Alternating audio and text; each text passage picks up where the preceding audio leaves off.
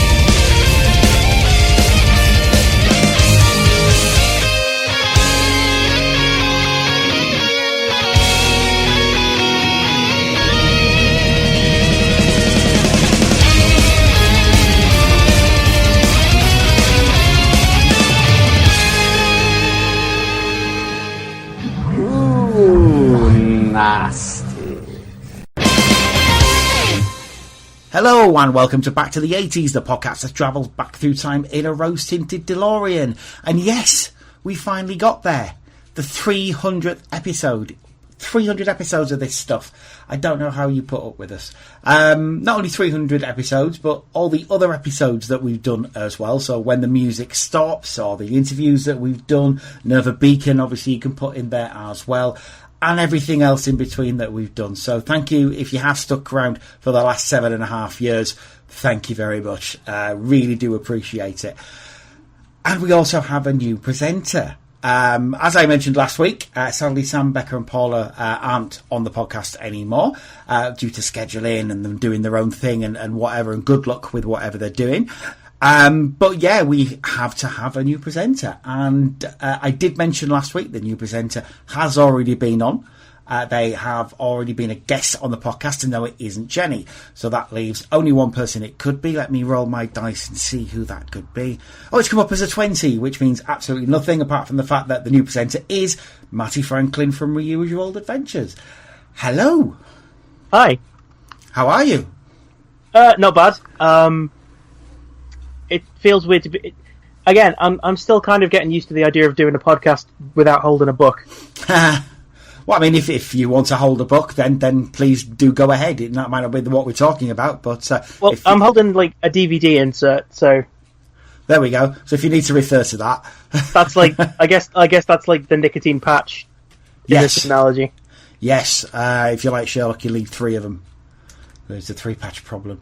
Yes... Welcome to the podcast, and like I say, thanks for being on and joining the team, because it's like the Crips and the Bloods. Once you join Back to the 80s, it's for life. So I will be sending the tattooist round. Okay, if that's all right, and we'll need a vial of your blood. Is it? It's not like a proper tattoo. It's like the rub-on ones you used to get on the Beano. Yeah, exactly. It's the ones. Okay, cool. I'll be alright with that, sure. I think they're off one of the old issues of Transformers UK, so the little Autobot Decepticon ones, one for each arm, basically. Cool, and there's only like a 40% chance that they're made of lead. Probably. I mean, usually it's Mexican paint that they use, so yeah, I would imagine. That happened, or there was a rumour when I was at school that happened with the Constructicons, that you had a set of them that were made with Mexican lead paint, and that if you touched them, then you had the lurgy and would die. And I think it might have been half true. Well, there were I know that there were some like Mexican repaints, like Outback and I think like Wind Charger and stuff. Yeah, they had like Mexico specific repaints, I think, for some reason. Yeah, they had Brazilian ones as well. They were Brazil. They fit a whole storyline around them, and I forget what they're called, but one of them's called Jeep. I know that. I think the Braun one was called Jeep. But yeah, they did do a whole... It was going for years, apparently, as well. It lasted for a long time. They did the same with Masters of the Universe as well. They basically just got figures and retooled them and sort of swapped heads and sort of recoloured the paint and things like that. And they had a whole range of sort of He-Man figures that weren't He-Man at all. Had nothing to do with Masters of the Universe. Very odd. It'll be something I'm sure we will cover in a future episode. The weird and wonderful world of foreign knockoffs. Is that where like the blue He-Man came from, or was that like an actual thing? Was he in the show? Oh, that's an actual thing. That's Faker. Oh, okay. That's okay. It was never expounded upon in the show. The whole thing with Faker, going wildly off topic, he was an evil clone. It was a robotic clone of He-Man that went... It's like Bizarro. So he went wrong, and he turned blue, so it was obvious he wasn't He-Man. Now, Skeletor apparently could keep up the pretense for like half an hour that he was He-Man, so he could like put a glamour on him. But other than that, he was quite obvious that he wasn't. But they only showed him once in the show, and it wasn't as Faker, the action figure. It's just as a clone of He-Man, and he wasn't blue. And he just called... It's literally Skeletor brought him into being and said, "I'll call you Faker!" And that was it. And he didn't last more than 5 seconds against He-Man. And they never brought him back. Fine, sure, yeah. Okay. Yeah, that sounds like Masters of the Universe. That sounds like my perception of it. I don't remember what... Like, I remember watching it, but I don't remember liking it that much. Probably because there wasn't enough focus on Orko for my liking. So what? You need to rewatch it, my friend. I actually did watch... I did... a few years ago, I did start rewatching it with my housemate because they had it on DVD, and it was... We got like 3 episodes in, and we were like, "This isn't very good, is it?" What's wrong with you? I'll have to re-educate you. Thundercats is pretty watchable still. We'll get onto that another time. It kind of is, but it is slow. It's like The Wire. It's basically a slow burner. It's The Wire of cartoon shows, basically. But yeah, well, I'm sure we will talk about that in the future as well. You see, anybody who was worried that we wouldn't get a presenter who knew anything about the 80s, it's quite clear that we have someone who knows at least a little bit about the 80s. I mean, I was there for some of it. How long were you there for? Like... Hang on, let's be calculated. Oh no, it's numbers. If there's something I know from listening... Like 6 years. 6 years. Oh, like about 84 you were born then, yeah? Yeah. There you go. Yeah, sure. That sounds like something I've had to like send to the bank at some point. Sure. Sounds feasible. Yeah. There you go. So you were around for 6 years of it, so you'll remember something, I'm sure. Oh yeah, I remember when it was considered acceptable to wear denim jackets. That, you know. It still is. Is it? No. Is it though? Not is it really? Not unless you present Top Gear. Or whatever it's called. Or Vladimir Putin, I guess. Oh, you know, Just like who's going to tell him not to? Really, who's going to not me. Who's going to be the one to be like, maybe don't, Vlad? Well, not me, because I like drinking tea, and I'd never be able to drink tea again, would I? Let's face it. You could do it once. Yes, and that would be it, because then your stomach could shrink and then fall out. Terrifying. But there you go. Obviously, if anybody follows Matty on Twitter, and if not, why aren't you? You will know that Matty certainly has a Transformers bias. Is it fair to say you have a slight Transformers bias? I've heard of Transformers, sure. Yeah, it's not like you have all the Transformers. Is that thing that was like, it was like a knockoff of GoBots? Yeah. Although, to be fair, they did come after GoBots. That was actually a thing, because on Twitter, like sometime in the last week, I got talking about that with someone, and I was like, well, like Machine Robo was like 1980, and then like when was Diaclone and Micro Change, the thing that became Transformers, was after that. Yeah. So did it? There was like, and then someone like popped up in my mentions saying like, actually, I don't know. It was like it happened before I was born, so I don't give a shit. Well, there is that. I'm like, if I wasn't on the planet, I don't see why I should care. Does that count for like? Sure. Well, like World War II. Yeah, that sounds like a pisser. Sure, but move past it. Wasn't there? Yeah, exactly. Get over yourselves. # triggered. Well, maybe not. Or maybe not. Yeah. Because that's like a thing. I actually had to I can't remember who it was. Like I think someone involved in the comics, like sort of mentioned that, like did like a joke about that on the Twitter, and I was like, I had to be that one who had to like sidle in and be like, yeah, that's actually kind of a thing, and it's not very fun. So maybe don't. Yeah. Possibly count me. It's like one of those things where it's like I don't want to like I didn't want it to be a thing, but I also kind of I didn't want to not say anything. it's one of those things. It's like it's part of the internet age. That's it's so part of British. the age of Twitter that we live in now. You couldn't do that in the 80s. That's so so British. Like if I wanted to tell Simon Furman I thought his comics were crap, I'd have to like find him. Now I can just don't do that. I mean, I could at him now, but I won't because that's just rude. But Plus, like time was, I wouldn't have an outlet. How did we manage? How did we manage before subtweeting? It was just mumbling on the bus to yourself. Oh, shouting at clouds. Literally shouting into the ether. Or fanzines. Oh yeah, fanzines. Yeah. I've got some somewhere. I've got like a 2000 AD one that I bought in a comic shop on a whim. That was okay.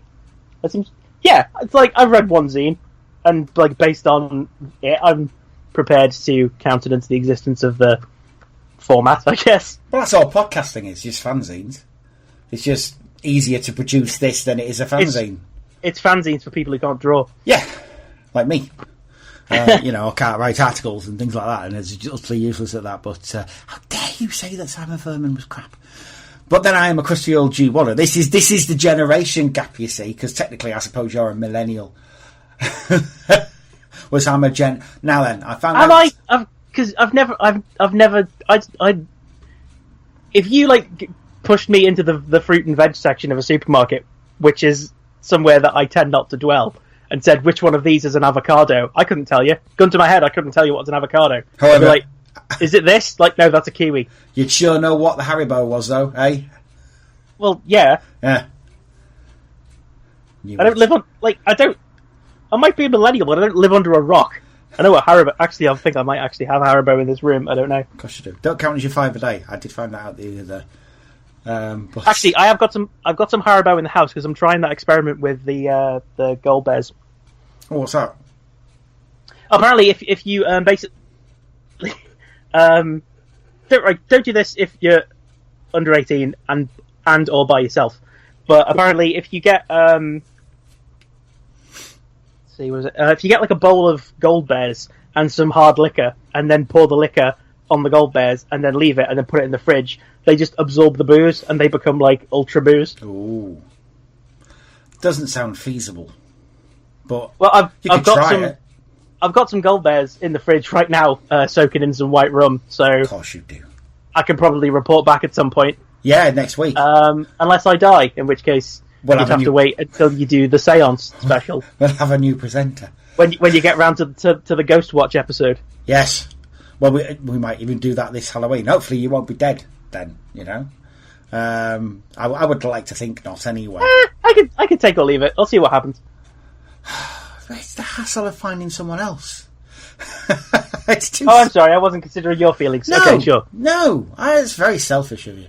But there we go. So yeah, basically, Matty was around for some of the 80s and Lights Transformers and other stuff, fighting fantasy books, choosable path books. Go listen to their podcast because it's really rather good as well. I say their podcast. This is kind of their podcast as well. So they have 2 podcasts. Yeah. Yeah. Actually, I've got 3 because I recently started another one. Ugh. Podcast 4. Well, you know, just playing 3 off against each other. Should go on Jeremy Kyle. What else have I got to do? I haven't got a job. No, that's true. But he benefits scrounging layabouts. I worked for 10 years. I gave it a go. I tried. This is not why I voted leave. I'm just going to say that right now. I tried, and therefore no one can criticise me. Yeah, I've got 25 years at least still to go. Funding your layabout lifestyle. Tories, they're fun, aren't they? Anyway, we shall ask the question that we usually ask about this time. What have you been up to this week, Matty? Well, on Monday I recorded one of my other podcasts that I do so wantedly. We recorded an episode of Reuse Your Old Adventures, and again, it was an 80s staple because we've made our first foray into the Lone Wolf books. Oh, cool! I used to have one of those. Which is going to be we've changed up the format a little bit for it because what we're going to do is I I read the first one to Rick, and Rick was playing it. Yeah. Rick, who's my co-host of Reuse Your Old Adventures. Oh, yeah. So next time we play, I'm going to be... He's basically going to like send me a scan of his character sheet, and I have to like carry it on for the second book because the crack with Lone Wolf was it all carries over to the next book. Yeah. It's not like Fighting Fantasy where you just do that one thing. It's like an ongoing story. So Yeah. The actual like protagonist Lone Wolf is going to be sort of veering wildly between two very different personas on a book by book basis. Yeah, because you're going to have very angry Canadian Scouser. Yeah, he's going to sort of alternate between stabbing and looking for a husband. Yeah. I think. Yeah. Sort of like Conan the Barbarian versus Sephiroth. Kind of. Yeah. Ish. I'm not somebody who watches much anime, but I kind of know what you mean, but I might not know what the character's name is. I mean, I love him. He's like my brother, but I don't get a Conan vibe from Rick that much. It's more like that time a badger got stuck down the back of my friend's dad's shed. Nice. Sort of smaller and angrier than Conan. Yeah. Like, and you know, one of those things did not survive the day, and that thing was not the badger. Oh. But still. That's what gets me. There's been all this stuff about the sort of the 20th anniversary of Harry Potter, which you won't have heard of. It's a thing for the kids. I don't know about that. About which Hogwarts house like people would belong in.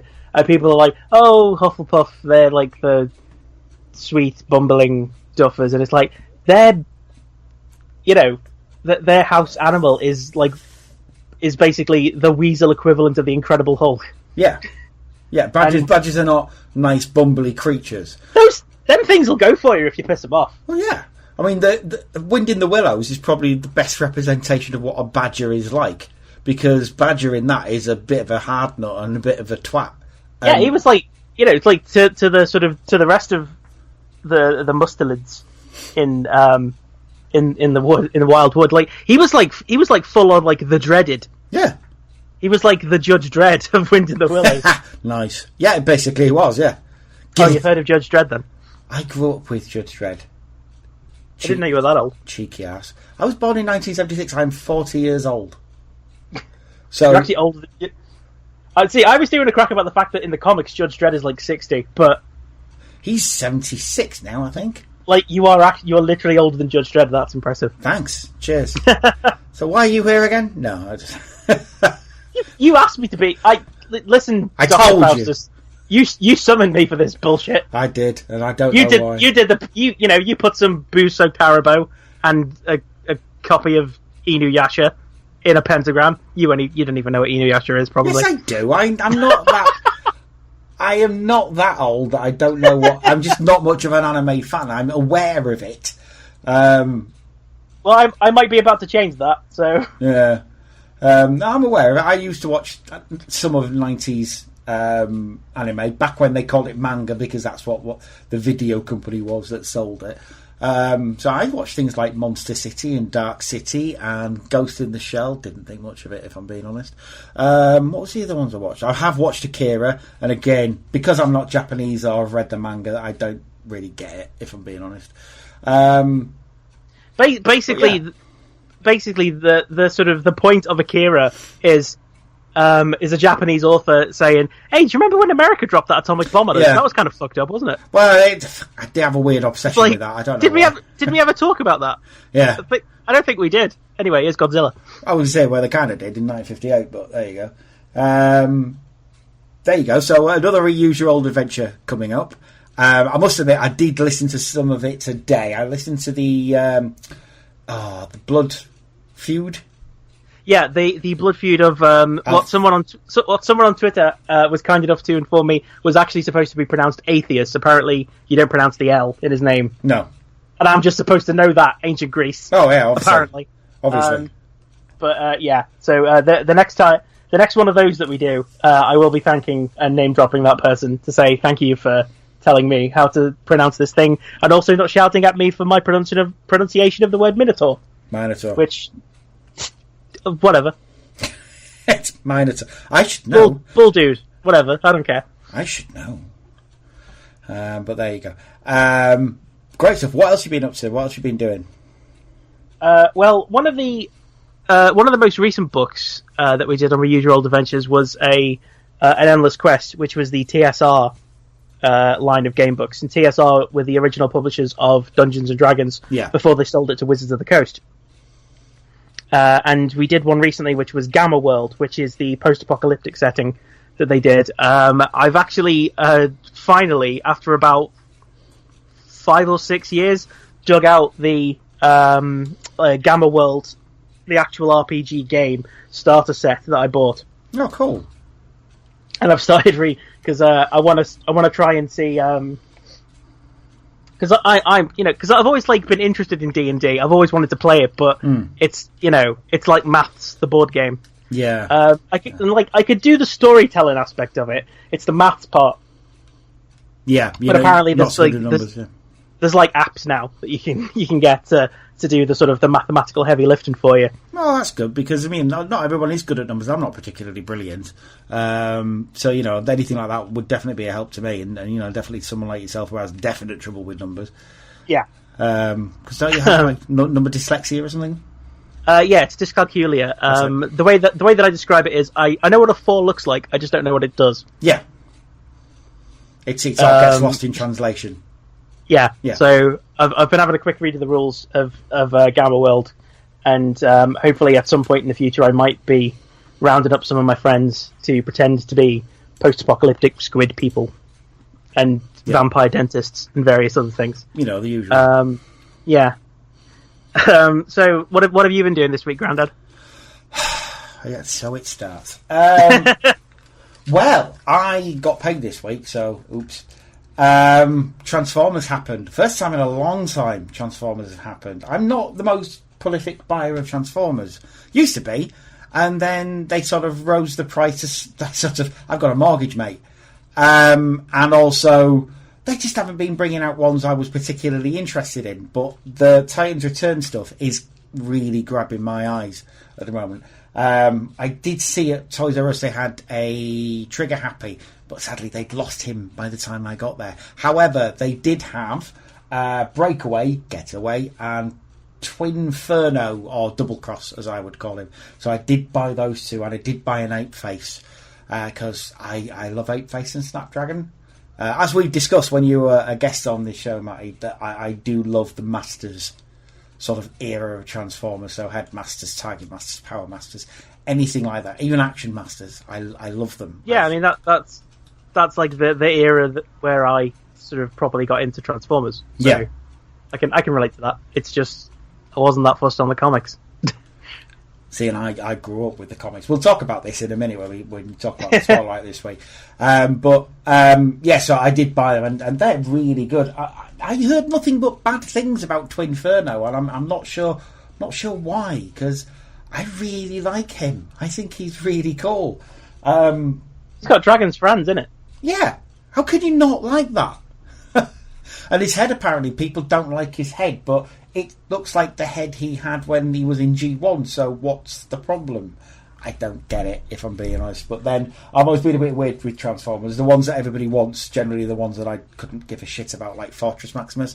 Don't care. Not interested. Don't really want him in my life. However, you find, like, Power Glide. I'll have a million versions of Power Glide. Thank you very much. I'm very weird. The other one I got was Breakaway, which is Chrome Dome, I believe. Retooled Chrome Dome.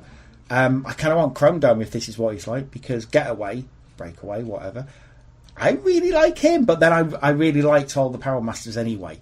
As far as I can tell, the Titans Return Chrome Dome was a bit of a remix of one of the cars from Combiner Wars. All right. Because I think I've got the Combiner Wars smoke screen. Yeah, which is very good. Whichever one he was based, whichever character he was originally when Combiner Wars, whichever one of the Stunticons he was, I think it's the Chrome Dome one is basically more or less the same thing, except he's got a hole. He's got a hole for his neck. Yeah, I think it's Wild Rider. It's probably. I don't care about the Stunticons. Oh, God. I got off-road because he's new, and he's got like a purple axe that looks like a trumpet.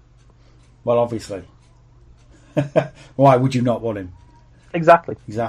I do know one thing. I'm going to have to get repro labels for these guys, especially Twinferno, because there is a repro label which kind of looks like sparks coming out of him, one of the stickers. And obviously, the original Monsterbot version, that's what happened. Sparks came out of him, cold sparks.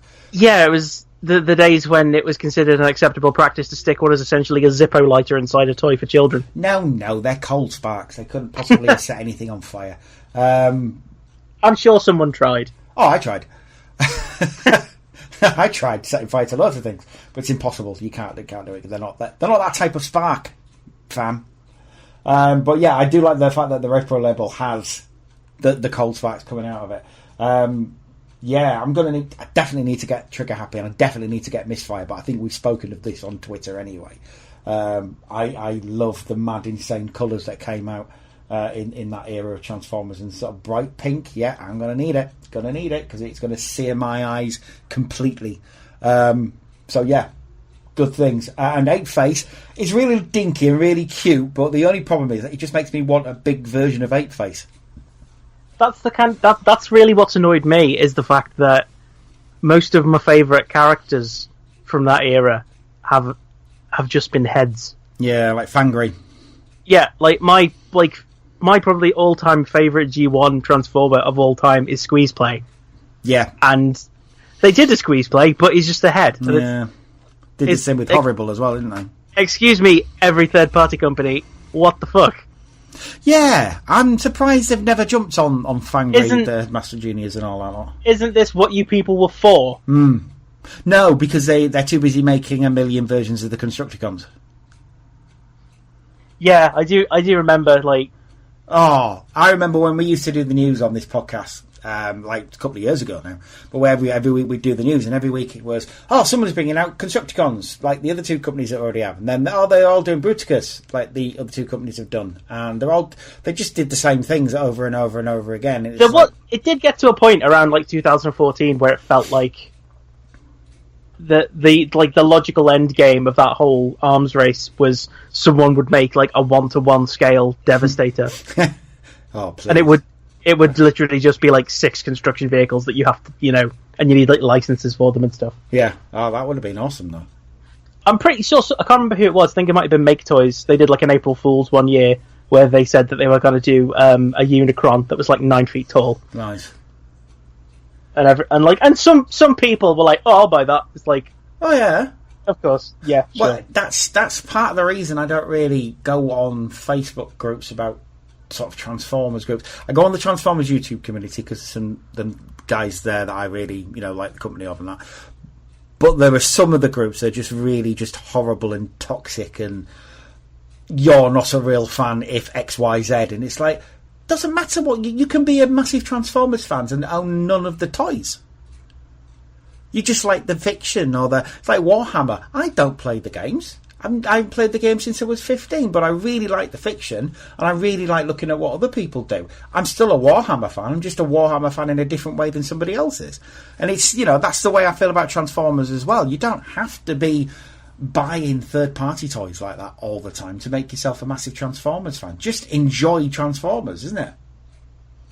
There are some people who do it on YouTube where they seem to do like they'll do like every official release, they'll do every Hasbro, they'll do every Takara, and they'll do like what seems like every single like third-party thing that comes out. It's like, how are you affording this?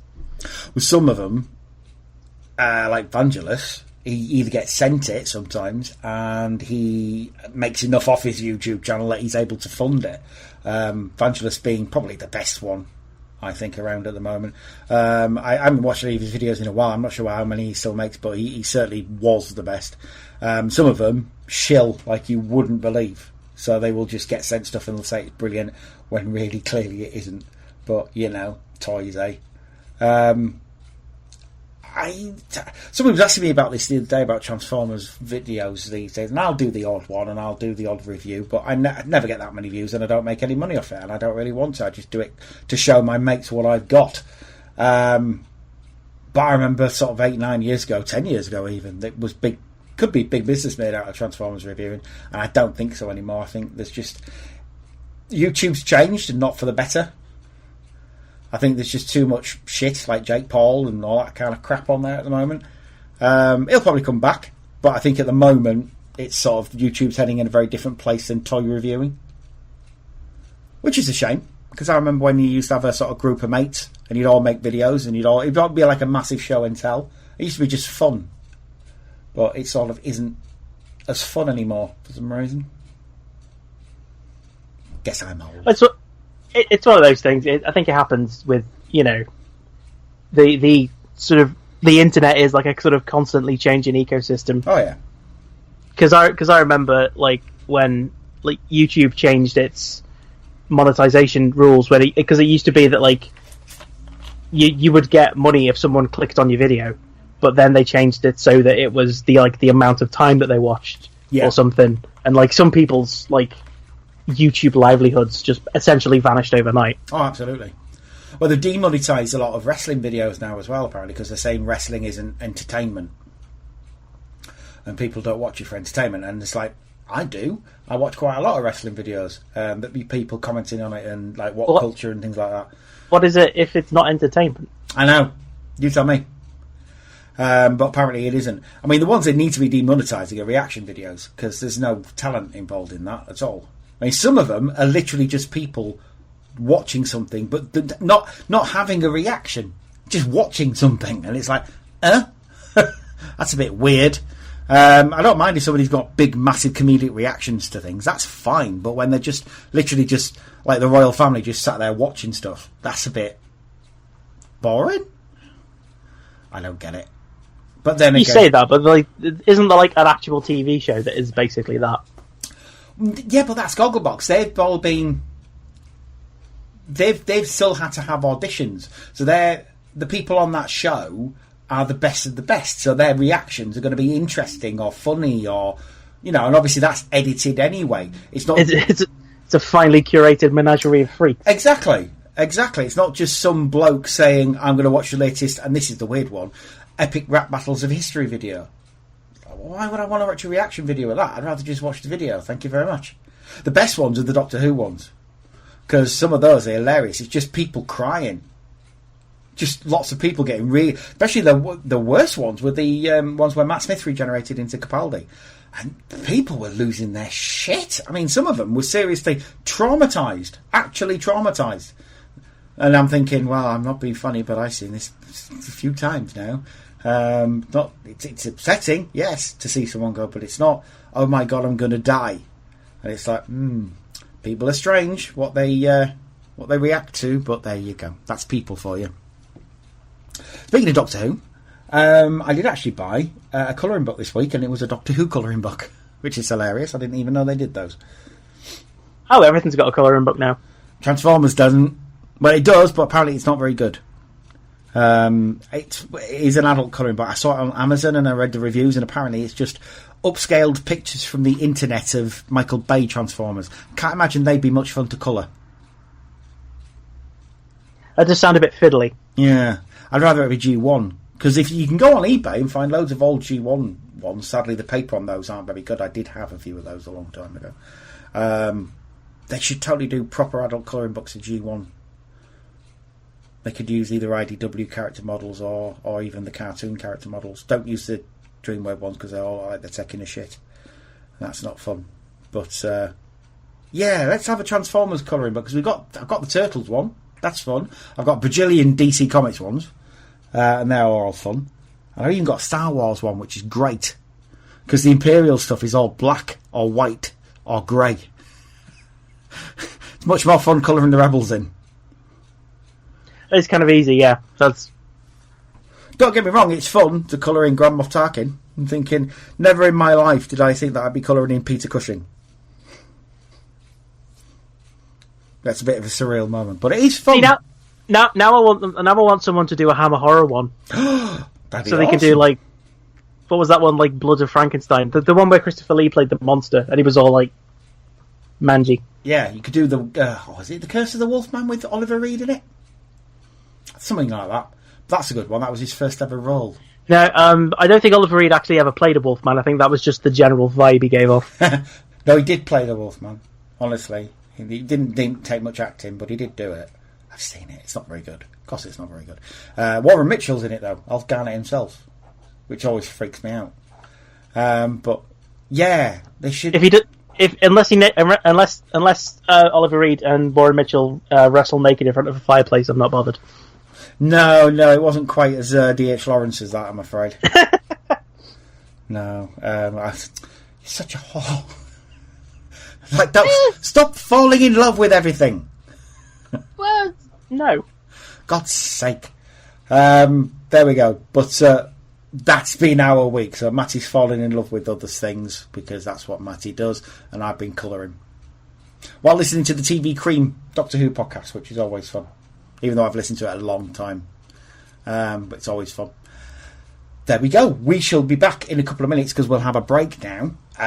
No particular theme of the break this week, so it's going to not be a sort of dated one. It's just going to be some Transformers stuff, I think, really, for the first 300th episode that we've ever done now. Just some Transformer-y type things. The bumpers this week, if I can find them, I've been looking for them for a long time now. We're going to be the Masterforce ones because I love the Masterforce brake bumpers. And there's a reason for that because we're going to be spotlighting Masterforce in a couple of minutes. Because it's been the first time on this podcast I've actually been able to spotlight it with someone who's actually seen it. We did do it a long time ago with Phil and Jai, but neither of them actually seen it. So that went well. So this time, hopefully, Matty will be able to actually talk about it, which would be fun. So yeah, I got thoughts. Oh dear God! Oh boy, howdy do I? We'll have those thoughts in a couple of minutes. Enjoy the ads, guys. We'll be back.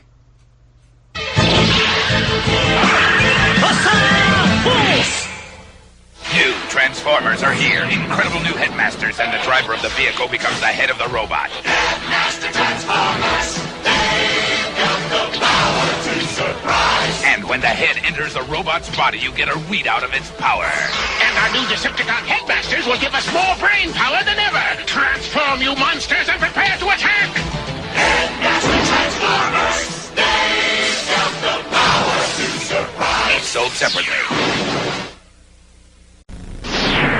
Let's search that planet, Magnus. We've got to find them. With their help, we can defeat the Decepticons.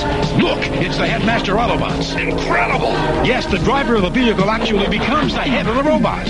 Headmaster Transformers, much more than meets the eye. The Transformers. Each Headmaster Autobot displays a readout of its power. Nothing's better than going to battle with Headmaster Transformers, sold separately from Hasbro. Deep in the canyons of Nebulon, Galvatron creates Headmaster Horrorcons, fiercest Decepticons of them all. Headmaster Transformers, much more than meets the eye. With Headmaster Horrorcons, the jaws of the beast become the pilot of the plane, and the pilot of the plane becomes the head of the robot. And when the head enters the robot's body, you get a readout of its Decepticon power. Destroy the Autobots! Never! Headmaster Each sold separately. Now with Horrorcons from Hasbro. Dictabots approaching! Transform Scorponok! Our triple-changer Headmaster base will stop them! Form Computron! Transform again and destroy Computron! Headmaster Transformers, much more than meets the eye. The base has twin towers and ramps to launch cars. Transform! And now it's a beast with capture claws and a trainer who becomes Transform! the head of its robot. Headmaster Transformers. The Transformers from Hasbro. Rodimus, quick! There's been an accident! The new Autobots are Monster Bots! They're monsters, all right. Decepticons! Monster Bots, attack! I'm glad those monsters are on our side. The Transformers, much more than meets the eye. And they've even got sparks blasting out of them. You can't stop the Monster Bots! Transformers. The Transformers Monster Bots, sold separately from Hasbro. Galvatron, our jet's gonna crash into our tank! No, it's not.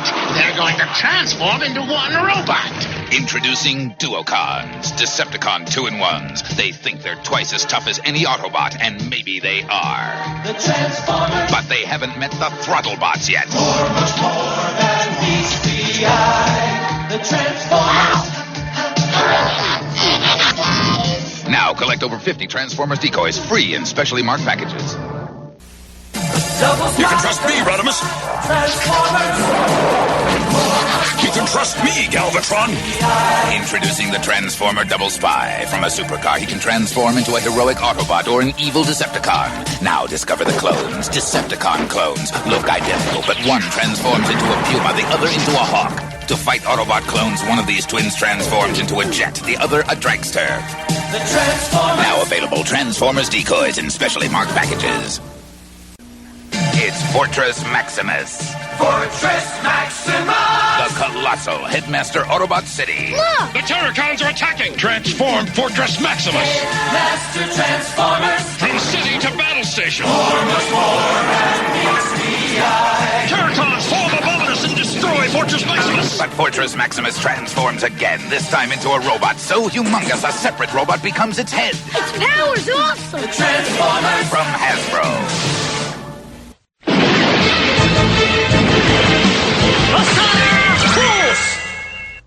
And we are back.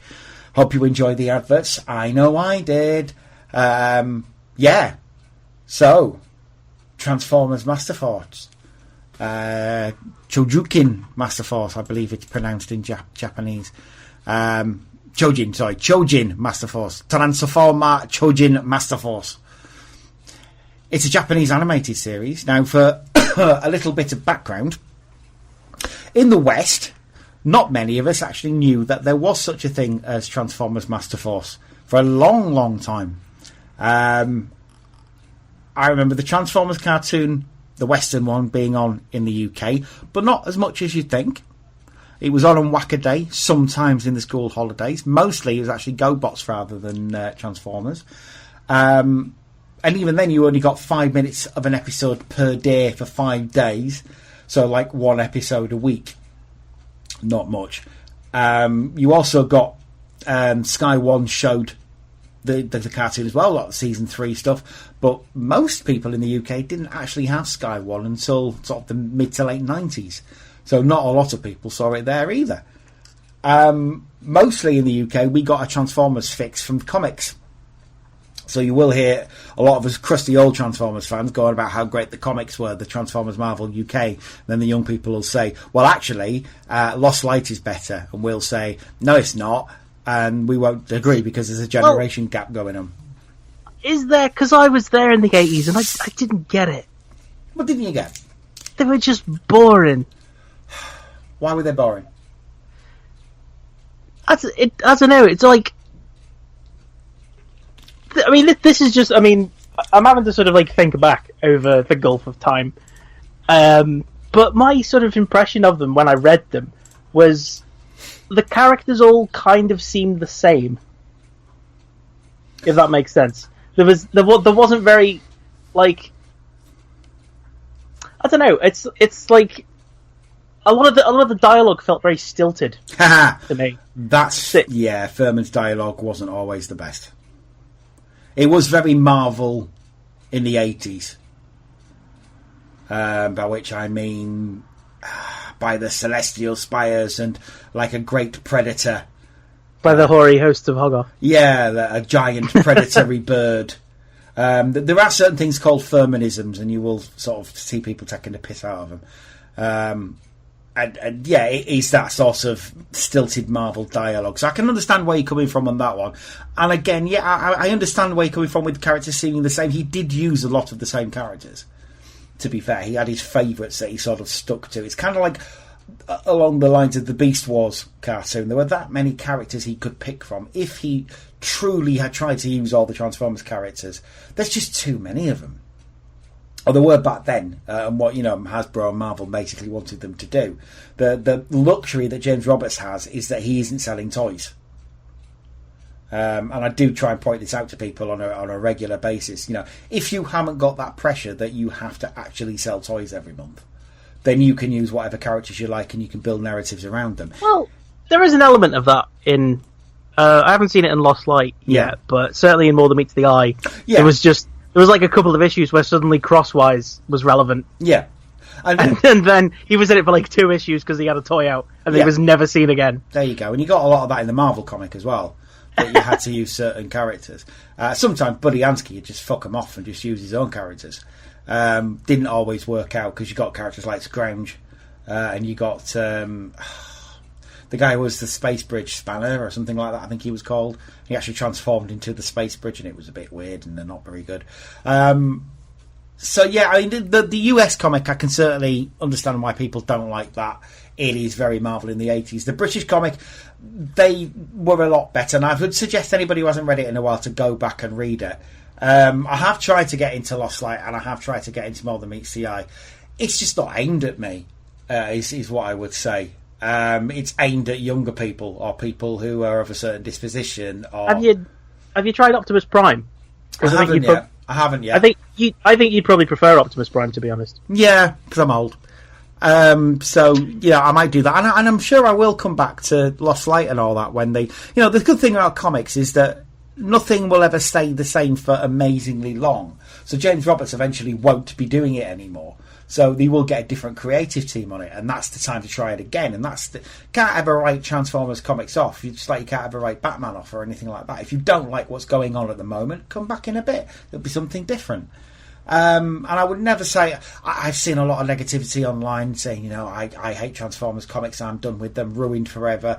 Those Tumblr bastards taking over my comic and that kind of thing. It's like, no, if that's the 18 to 34 demographic they're selling to, then good luck to them. I hope they make a lot of money. Eventually they'll come back to crusty old dicks like me and say, I'll tell you what, let's throw them a bone. Here's Regeneration 1. Guess what? It's just as shit as the old ones. Get off. It wasn't as shit as the old ones. It wasn't. I don't understand why they brought Regeneration 1 back. I didn't really like it. All right, Grandad, here's your nutrient paste. Fuck you. Here's your gruel. Oh, God. Anyway, so yeah, comics were where we got our kicks in the 80s. Most of us, anyway. The normal ones. The weird ones all said, we'll wait 30 years and we'll get comics from James Roberts. Naming no names. Anyway. That is literally what I said, word for word. Yeah. When I was 5. Yep. I believe you. It was like a weird Transformers oracle. Exactly. Still are. I was more... There will come a man from the far off land of Guernsey. I was more of CFAX than Oracle. Oh. Anyway, yeah, so going to mean nothing to so many people. Oh, I hope so. Yeah, but people listening to this, they should sort of know. You'd hope. Anyway, so yeah, we did get the cartoon, not as much as you like. Anyway, the Transformers cartoon in the West ended in 1987. Japan said, not having that. They carried it on. They did the Headmasters, which is at best serviceable. It's all right. It's not bad. It's okay. After Headmasters had finished, as far as the Japanese were concerned, that was the whole Generation 1 2010 era done. They'd finished it, didn't need to go back there no more. So it became a completely exclusive franchise, whereas Headmasters was kind of based on the old 2010 stuff, the sort of first generation of Transformers. Headmasters finished that, and head writer Masumi Kaneda said, that's kind of it now. We've had the movie as well. That's brought everything. Let's have a fresh start. Let's have something different. So he invented and wrote Super God Masterforce. So it's completely different than anything you've ever seen before. If you've ever seen a Transformers series, forget that, because that isn't what Masterforce is going to be. It's very human-centric. So anybody who says, I don't like humans in Transformers, it's probably not the best series for you.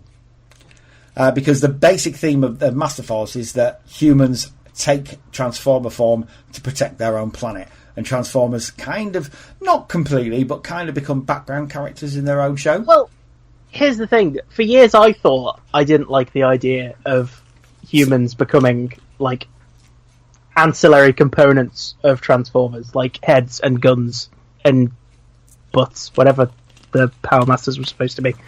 The Butt Masters. But when I actually watch Masterforce, it's like, oh wait, I actually do like this. It's just, they pare down, because the thing that always got me about like the Western version of how like Headmasters worked, like you've got a guy, like an actual like flesh guy with organs and that, and he's got to turn into a head for this car that's going to turn into one. But what if the guy's not around? What is the car? What's like? How do you have like two consciousnesses? What? Well, the way it was explained to me, or the way I remember it being explained, was that yes, there were two consciousnesses, but the dominant one was the Transformer, and the little guy was in the background, sort of doing. Their mind was enhanced, and they were doing sort of the processing. They were helping the processing go a bit faster in their head, so they were maximising the brain power, as it were, of that particular Transformer, making their thought processes more efficient. Like, don't get me wrong. On one level, it is quite impressive that you could take a concept that kinky and make it boring. That's like,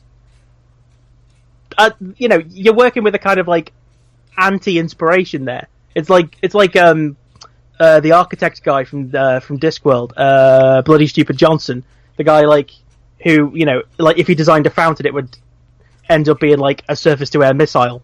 Yeah, through no intention, it would just happen. That was kind of my issue for years. So when I started getting into the Japanese side of things, because I bought the Takara, they released who is it? Where's your name? It should be on it somewhere. Yeah, they released a DVD box set called the Takara Collection, which was Headmasters, Masterforce, and Victory. Yep, looking at it now.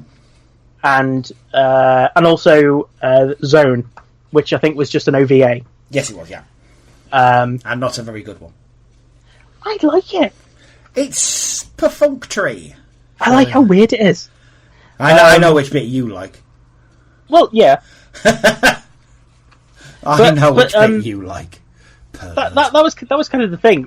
So when I started getting into the Japanese side of things, like their version of Headmasters makes way more sense and is a lot more interesting to me. The idea that because the way that it worked in the Japanese version of Headmasters, when it all kicks off on Cybertron and the whole like civil war breaks out, there's these tiny robots and they're like, shit, we're gonna get creamed, we should leave. And they all go off to a planet called Master. And then they like basically develop. They do like the robot equivalent of press-ups, essentially.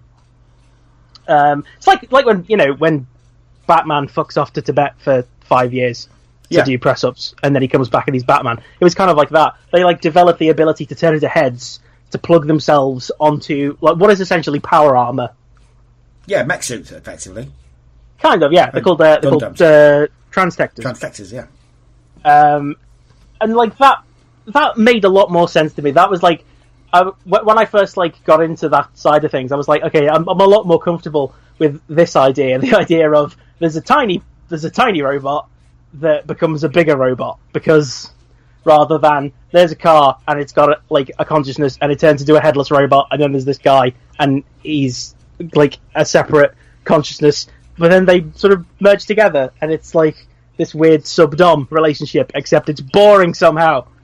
So that was when I like moved on to Masterforce. I think I was kind of biased going in because I knew that there was a character in it that was basically Squeeze Play, who, as I mentioned earlier, is my favourite G1 Transformer. So I was kind of predisposed to like it, but I ended up really enjoying it. It's like Masterforce is definitely my favourite like TV version of Transformers. Yeah, I'll agree with that. And it's kind of weird because, like, I mean, the way that I described it to someone once was, it's like the actual like meat of the Autobot Decepticon war is now taking place in deep space, because like partway through Headmasters, Hot Rod Cup and someone else, Springer, I guess, one of the boring ones, they just like, right, well, people have already got our toys, so we're fucking off now. Bye. But Rodimus is like, no, RC, you have to stay here and be Wheelie's man because you're a girl. Gender roles. Thanks, Japan. We'll get into that. So, like, it's kind of implied that all that shit's going on in space, and like the Autobot Decepticon war, as it relates to Earth, is kind of like it's rearguard actions being fought with what are basically child soldiers. Yeah, effectively. So, like, if you want to be like dull, if you want to be like an early 2000s edgelord about it, you could make like a really like grimdark, edgy version of Masterforce, but please don't do that because that would be rubbish. A little bit, yeah. I mean, it's kind of like there's a Justice League cartoon called The Greatest Story Never Told, and it's all about Booster Gold. So there's a whole big, massive battle going on in the city, and sort of the main roster, like Batman and your Wonder Woman's, they're all dealing with that. Booster's dealing with crowd control, but he also has to save the city because something massive happens that obviously none of the bigger heroes can take care of because they're all distracted by this other thing. He has to do that. That's kind of like what Masterforce is. So you've got the massive main battle going on in space, but we're not interested in that no more. We're interested in Earth. So this is what's going on Earth. And I love it. Like, I love it for that. I think it's great. Kids at home, look at these guys. They've got like skin and hair, like what you've got. Yeah. So that does the thing that I previously hadn't liked in the comics of having like organic life forms becoming robot bits. Yeah, through what is essentially magic. Oh yeah, definitely. But it's surgery. It's Marvel science basically. Marvel science always is magic, isn't it? Gamma rays. Even though in reality they'd kill you. No, they turn you into the Hulk. It's that Family Guy sketch, isn't it, where Adam West rolls around in the toxic waste, and he goes, "Well, you've got third stage lymphoma. What did you do?" "I rolled around in toxic waste trying to get superpowers." "I was just stupid. Why did you do that?" It's that kind of thing. It's kind of like it's not even, I think, like really explained. There's basically it's definitely a product of Japan because it brings in a lot of kind of things of like it's almost. I mean, this is going to sound extremely pretentious, but it's almost Taoist in the way that there's a load, like, how in Star Wars the Force was based on like a bastardized version of the Tao. Yeah, it's kind of like that. Yeah. That's no surprise. Like, I mean, Japanese Transformers always did include a little bit of religion because that's just the way they are. They, always relate it back to their own culture, and there's. That happened in so much anime. Well, yeah, I mean, like the name of the series we're talking about is Super God Masterforce. Yeah, and what in the West we knew as Power Masters are God Masters, which didn't really fly. Which that wouldn't have played well in the Midwest in America, I think. But so it turns out I'm actually quite okay with the idea of flesh bags turning into robot parts. The issue that I had with the G1 comic version was that the people that they had turning into heads were just like a load of dads. They just look like, and not in like a fun Dream Daddy dating game kind of way that you may have seen on Twitter. It's just like, Go to any B&Q on a Saturday and you'll find what was essentially the cast of the Headmasters comics on the Nebulan side of things in the 80s. Yeah, especially High Q and Galen. They were a bit old.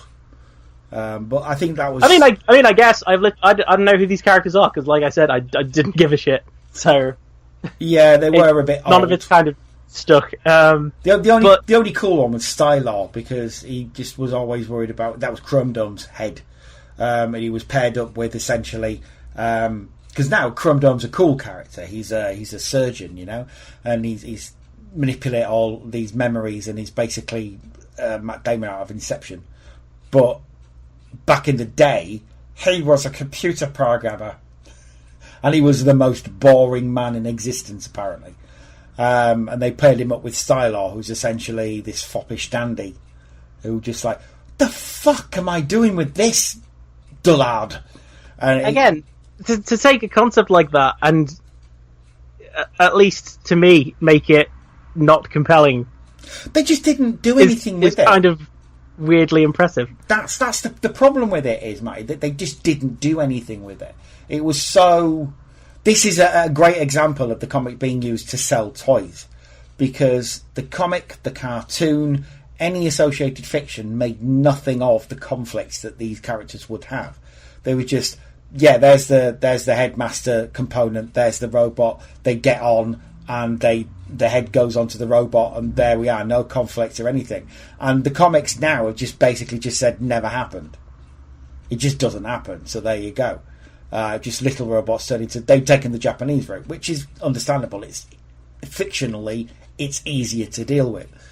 But I would have loved to have seen proper stories about the conflicts that Stylar and Chrome Dome would have, and the fact that, Stylar's disdain for Chrome Dome could cripple him effectively, could essentially just take him completely out of the fight. The Decepticon Headmasters and Power Masters and Target Masters got on far better than the Autobots did, because at least the Decepticons had a love of just destroying things. The Autobots had much more existential crises. But they could have made so much out of it. The Decepticon ones were united with their shared love of being dicks. Yeah. Which is why I don't like Megatron being an Autobot. Plus the fact, I'm not particularly keen on Space Hitler getting redemption, but, there are reasons for that. Hey, that's kind of the thing where it's like, I know that there's been like a lot of this sort of discussion about that I've just sort of, I've put my hand up repeatedly to say I've read the issues and I don't understand why some people are upset about it.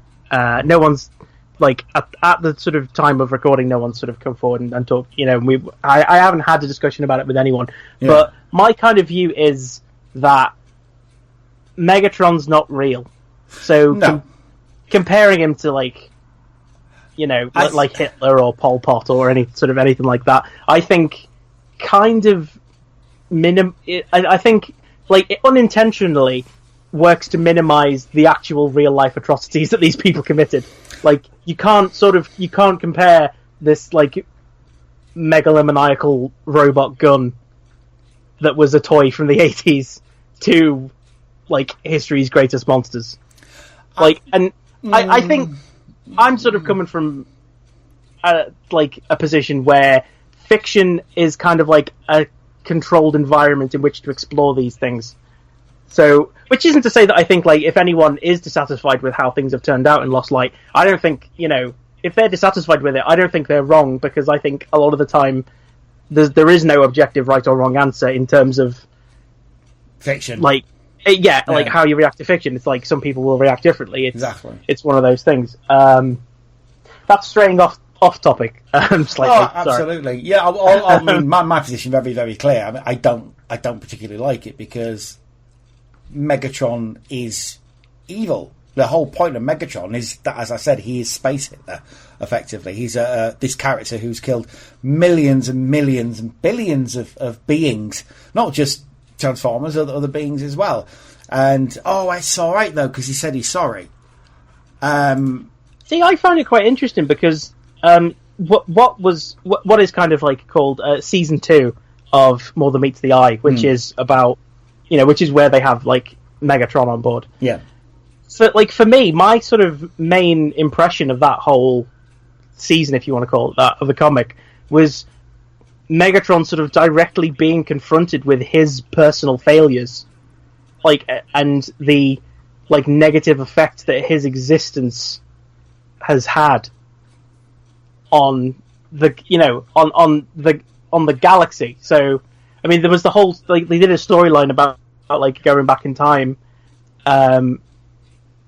They did a whole thing about going back in time to when Megatron was essentially born, and it sort of, long story short, it comes out that if Megatron didn't exist, he never overthrows the Senate, and the Functionists gain control, and Cybertron basically becomes a sort of totalitarian theocratic state. Yeah. With alt mode apartheid and various bad things, and that's kind of, and some characters see that as a better outcome than the sort of the history that they're from, because that way at least it's only Cybertron that's suffering rather than the galaxy. And that's a really interesting, I think it's kind of the job of fiction to provoke thought and provoke discussion, which is why I think I've seen sort of a lot of people say, it's just a comic, why can't you just enjoy it? It's that's not how fiction works. No, that's not what fiction's for. We're supposed to talk about it. I wouldn't want people not to talk, especially the way that comics are written now, and especially the way that Roberts is writing the comic now.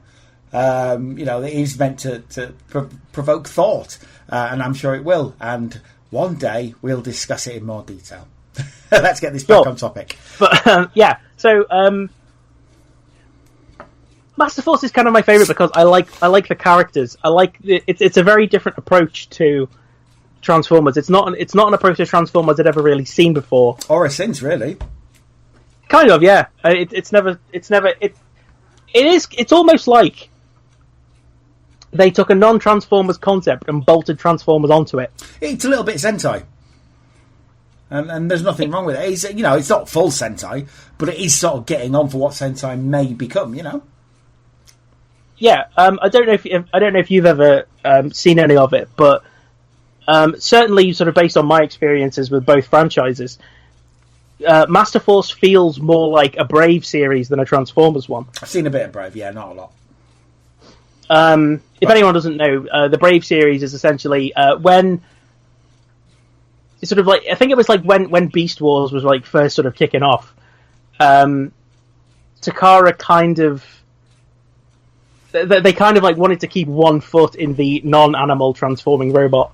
They hedged their bets, didn't they? Basically. So they started like a new series, which was like, so you've got like Brave Express Might Gain and Brave Police J Decker, which was a lot of the time reusing like there's a character in Brave Police J Decker who was called Shadow Maru, who is literally six shot with like a different coat of paint and a Naruto headband.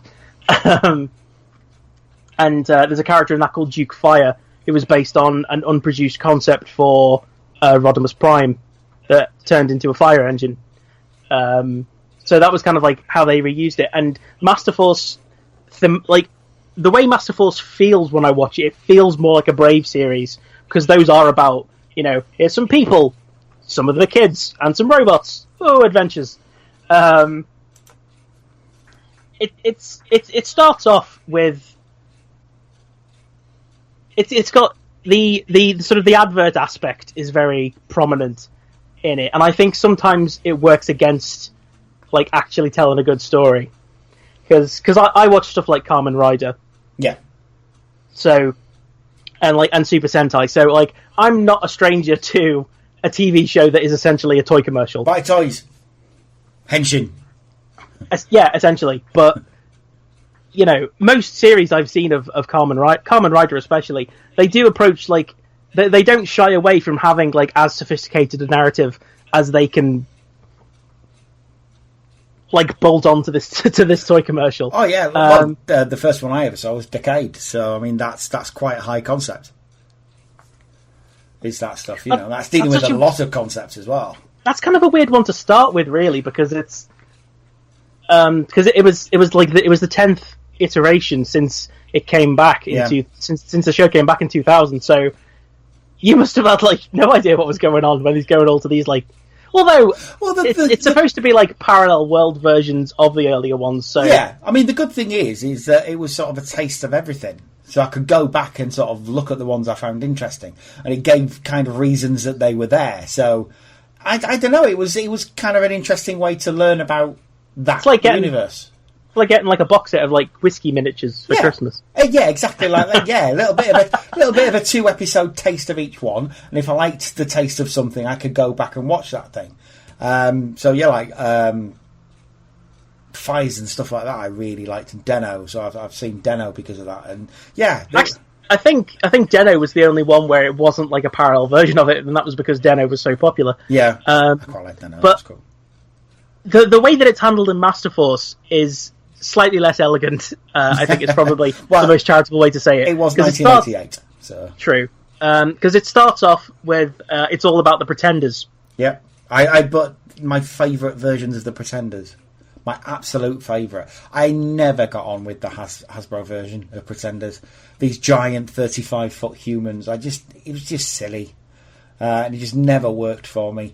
The monsters, you can sort of get on board with the monsters because they're all sort of based on kaiju and things like that. So it's like, that's fine, no problem with that. But when you start getting sort of 20-foot tall humans, it kind of puts me off. But so when I saw Metal Hawk just being normal and just walking around in a business suit, I'm like, yes, this I can get on board with. Yeah, and I know like some people would probably like watch it and be like, right, so they go from like a normal sized bloke in a suit to a normal sized bloke in armour, and then that normal sized bloke in armour turns into a giant robot. But how is that any different than a tape cassette turning into a giant robot? Exactly, that's the kind of thing where it's there's a thing that Grant Morrison said that I think it's one of these things where kids tend not to ask these kinds of questions, because he said like adults will ask questions like, who puts the petrol in the Batmobile? Yeah. And any kid could tell you nobody, because it's a story. Well, yeah, and I think, why can Lois Lane not tell that that's Clark Kent under there? Well, that's a whole thing. That could be an episode in and of itself. We'll get to that. We will get to that. But the thing with Masterforce is it resolutely will not explain how stuff works. Nope. Like, they don't even do the Doctor Who thing where they just throw a bunch of pseudoscientific gobbledygook at you to keep the story moving. They're just like, it is what it is. Deal with it. He's a giant robot now. Everyone's like, cool. I am. Is giant robots are now doing a fighting. If you're stopping to ask yourself how, like, the mechanics of how this is happening, you're doing it wrong. It's probably not the franchise for you. No. But yeah, it doesn't even bother to explain why there's millions of Seacons. That's the other great thing I love about it. They're kind of like they're almost like the foot soldiers were in the Turtles. They're like they're essentially, I mean, sort of carrying over the kind of like sea theme, I guess. They're a bit like what the Sharkticons were. Oh, absolutely. They're like your disposable grunt character, except there's one of them who can talk and he can like. Well, you got a commander, haven't you? So the commander and then all the grunts. Yeah, it was a Turtler, who we know as Snaptrap. Snaptrap. I think Snaptrap is a better name, but I'm guessing Japan just didn't want that. Well, I mean, I've got the as I said, I've got the Takara Collection box set, and in the insert with the episode lists and everything that comes with Masterforce, it does actually have a key of like who each character's Western analog is. Yeah. So, the Decepticon pretender that we know as Bombburst was just called Blood. Oh, it's a much better name. I love it, and I love the fact that he's asshole. I don't know. That's kind of, and like, yeah, that's kind of what I wanted to touch on. Is like, because when it starts off, is everyone seems, it's like, if you're aware of something that one of my friends sort of was explaining this to me. There's a thing called the Worf effect. How in Star Trek: The Next Generation, if they ever wanted to show that the bad guy meant business and was a serious threat, they just have them kick the shit out of Worf. They did that with the Bog. Yeah, essentially. Because they just he tried beating the shit out of them, and they just took one punch and he was gone. That's probably like a good example of the Worf effect. It's like you just knocked our strongest dude on his arse. Yeah. Oh, serious business. It's Transformers the movie. They do it with the Constructicons. They knock 7 bells of shit out the Dinobots. So you know that then this was just before the Dinobots became shitty comic relief. So you knew he meant business. But yeah, there's loads of them. So yeah, as you said, Blood was Bombburst. Bullhorn, Horrible. Your favourite. This is weird. Right, this is very, very odd, and I've only just realised this. My favourite Transformer of all time is Dreadwind. Yeah. And one of your favourite Transformers of all time is Buster. Yeah. So it was very essentially odd. It's the same character, except your version is like Spearmint. Yeah, and Marvin the Paranoid Android. And the reason I love him, by the way, is because the Transformers comic, he did the letters page, and he was so funny. I vaguely remember that, because as I say, I wasn't that fussed on the comics when I was a kid. No. But yeah, so the one thing that they did with the subtitles for the Headmasters box set is they directly translated the names. So if you had I just completely blanked. Saying Mega Zarak, they just called him Scorponok because that's like who you'd know him as. But because they were such different characters. Yeah, you couldn't have Buster and call him Dreadwind because they're not the same character at all. Nobody, yeah, and also he's a human guy, so nobody's mum is going to call him Dreadwind. Now this is a weird question for you. Buster is a guy. However, Is he? Do you think he's meant to be drawn like a? Is he sort of like a fey? I don't want to say effeminate because he doesn't act effeminate. Oh no, it's but he's clearly drawn like a girl almost. It's what in Japanese. It's kind of like a Japanese trope in and of itself. It's what they call a bishonen, right? Which Pretty is boy. Essentially, yeah, that's not a bad way of thinking. I mean, and that goes back to, that goes back like 1,000 years. Like the first example we have of what we would recognize as the novel is The Tale of Genji by Lady Murasaki, and in that, Genji is what would be considered a bishonen and is just this, wandering like bisexual force of nature almost. So it's very common certainly like in manga and anime to have that sort of ambiguous, like male characters who are coded, as as they're sort of they're depicted as being very feminine. Yeah, but the thing, obviously, like I say, he doesn't act it though. That's the thing. He's not an effeminate. He's not James out of Pokemon, basically. Because James is. I mean, there are layers to it. James is definitely the bottom. Let's put it that way. But yeah, right. This is a thing. I mean, someone's like pointed this out on Twitter. Taking it up the ass is not a character trait. It's not a personality trait. It's like you don't know. I think we know we're James. You'd be, and I'm not. The thing is, I'm not saying. Be surprised. I could show you some things. Oh, I'm sure. Not me personally. No. I'll be weird. I could, I can give you some phone numbers. I'm sure you could. No, I mean, I'm not even saying James is gay because I don't think James is gay at all. But I think James definitely takes orders off Jesse in more than one way. Again, but that's kind of equating. Again, it's one of those things where it's like you can't always like carry over that that kind of like not every single like personal interaction can be carried over into like a bedroom context. Oh. You don't know what people get up to behind closed doors. I dread to think what James gets up to behind closed doors. Let's put it that way. This isn't where I thought this conversation would be going, if I'm honest. Well, no, I think it bears talking about though because there's a lot of people who are actually not sure about Buster because obviously. It is a Japanese thing, is the Bishonen. It's not a thing that certainly used to be in sort of Western fiction. It's getting more common, I would say. You say that, but I mean there are what I would consider analogues, not in a character sense. Yeah, but I'd say like not. It's a very loose analogy, but I think like a Western analogy. I think to the idea of the Bishonen would be. Like Elizabethan theatre, where you'd have female roles being played by men, and obviously the more female, the men with more like female coded features would be playing the female characters. So I think it's that. I mean, Shakespeare's most famous sonnet, the one that's all "Shall I compare thee to a summer's day," was written to a guy. Oh yeah. So, well, he was allegedly bisexual, wasn't he? So. Like I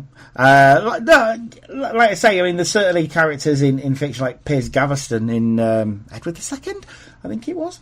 So he's a sort of pretty boy analogue.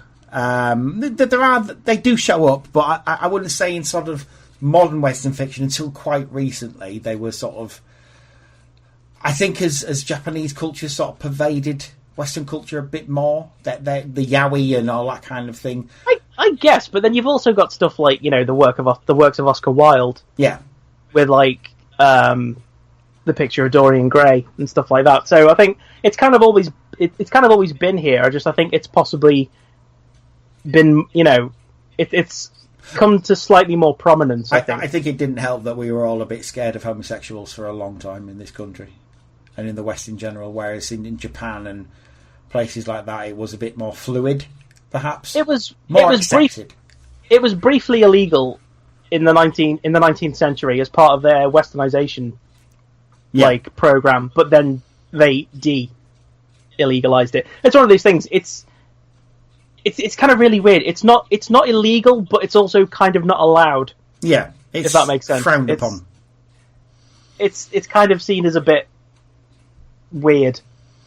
And then you've got like, you know, the whole sort of like anime and manga side of things, and also like tokusatsu, because of there's a thing called the Odagiri effect, which is named after Odagiri Joe, who's a Japanese actor. He played the title character in Kamen Rider Kuga, and they noticed that it was doing really well with kids, because obviously that was who it was for.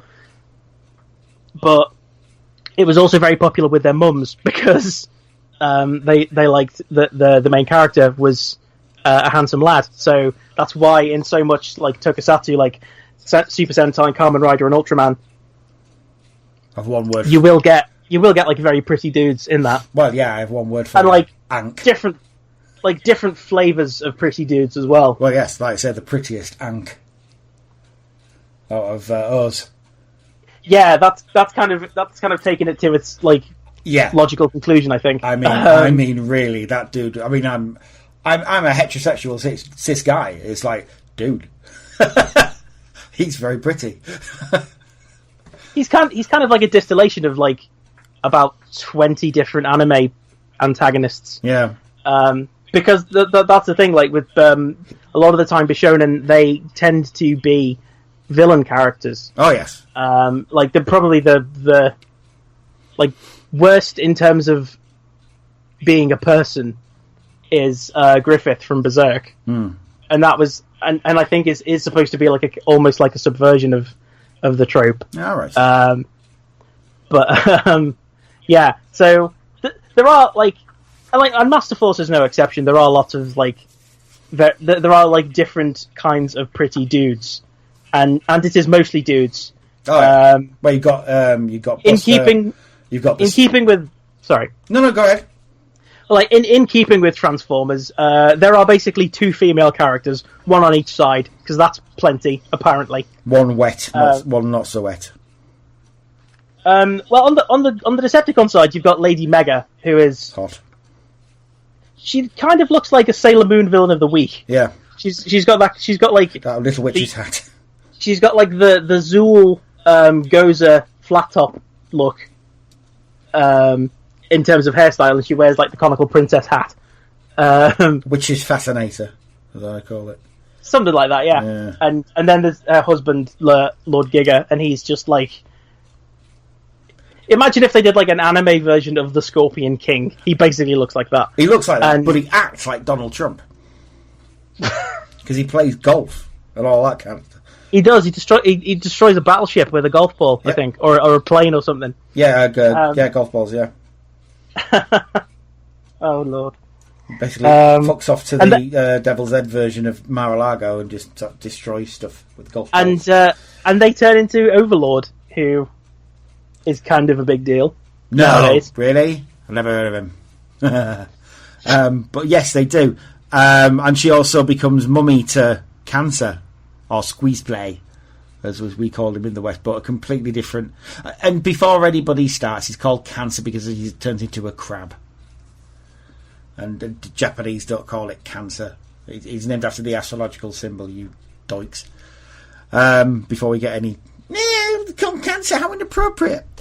Yeah. Well, the Cancer, the disease, is named after the constellation, because when they opened up the first dude and found the tumors inside and stuff, it looked like a crab, so they were like, all right, crab disease, Cancer, there you go.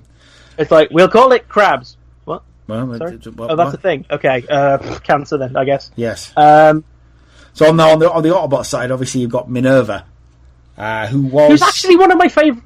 She was one of my favorite characters in Transformers ever. She evolved.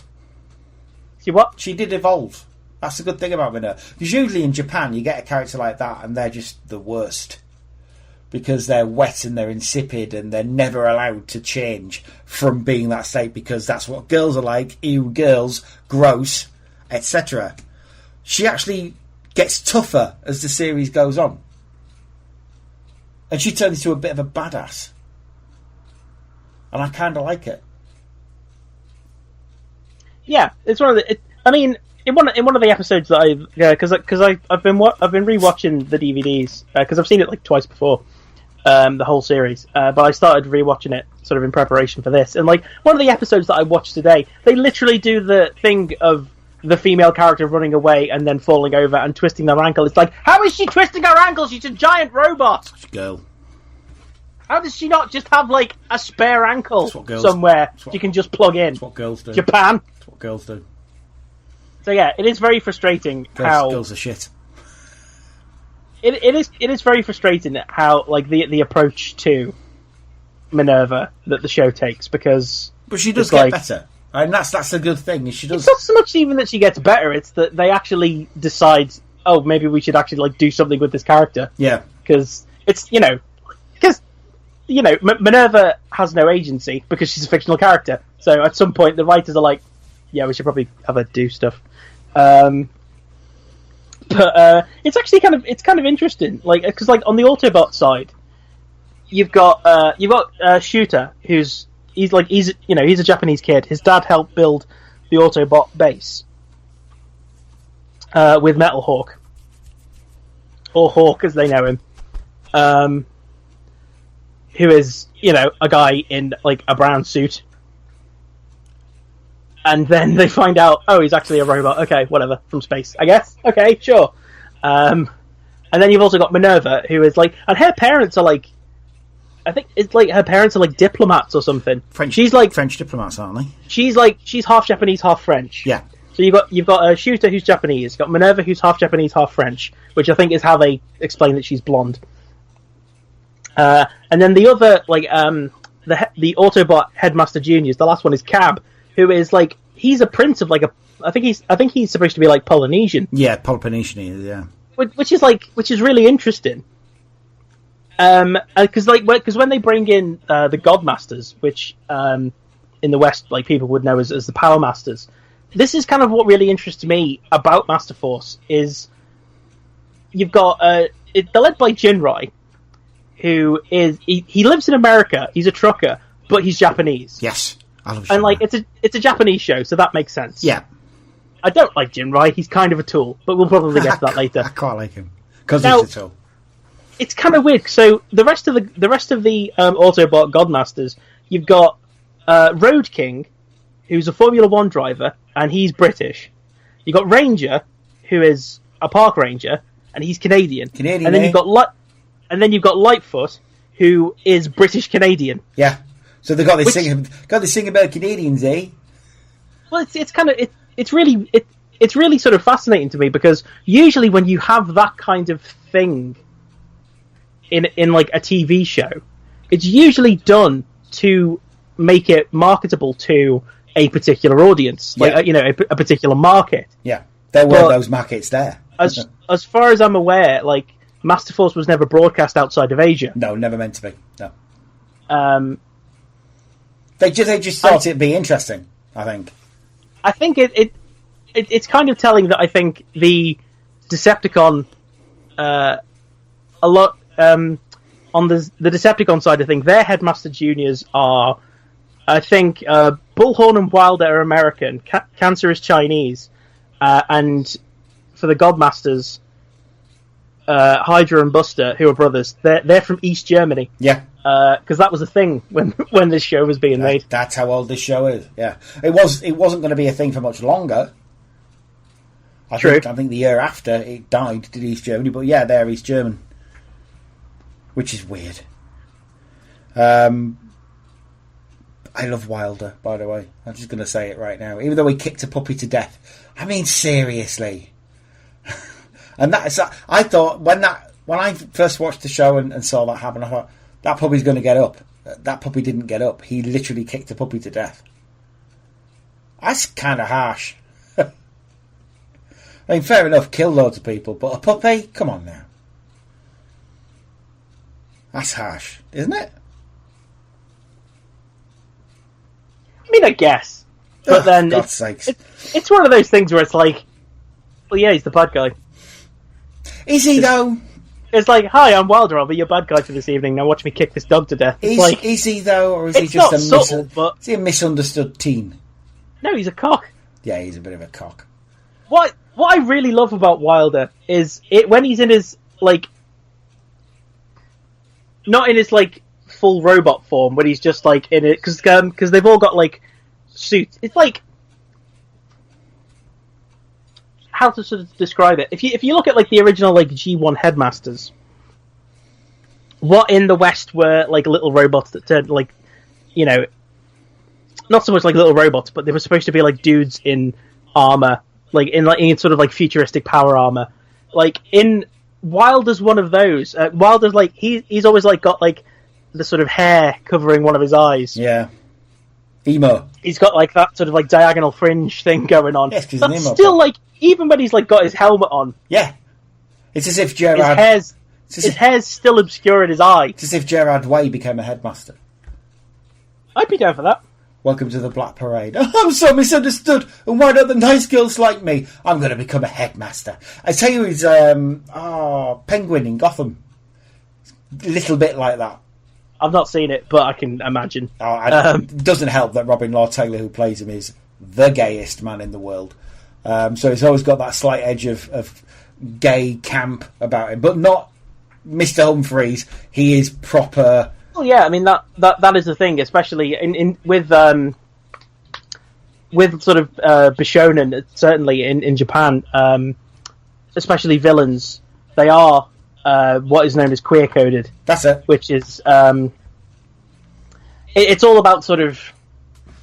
I guess it's supposed to be with, like, you know, transgressing societal norms. It's like if you'd kick a dog to death, you'd fancy a man. And, you know, while you were a man yourself. I guess, I don't know. So there was kind of, like... There is a little bit of... Because, like, one of the episodes that I watched today, there is kind of, like, almost a little bit of romantic chemistry between Jinrai and Lightfoot, who is the Masterforce version of Getaway. Yeah, there's a bit of sort of bromancy stuff going on there, isn't there? There is kind of, like, there's that kind of chemistry, and obviously, like, because it be in Japan, there wouldn't be the kind of, you know, I guess, drive or a sort of sense of urgency to do the kind of, like, no homo thing that you'd get from a lot of Western cartoons of the period. Yeah. Although there is a bit where, like, Lightfoot is like, I'm going to blow myself up so you can live. It's like, or we could just wait and see if something, you know, like, because they're trapped underwater under like a rock slide on top of an underwater volcano, and they need to get out before it erupts. And Lightfoot's like, okay, here's the plan. I'm going to blow myself up and die so that you can get to safety because you're the boss. And Jinrai's like, oh, we could, like, wait and see if like an opportunity presents itself. Maybe you don't blow yourself up just yet. And he was like properly, like, full on gonna do it. It's like, I will die so you can live. It's like, dude, chill, okay.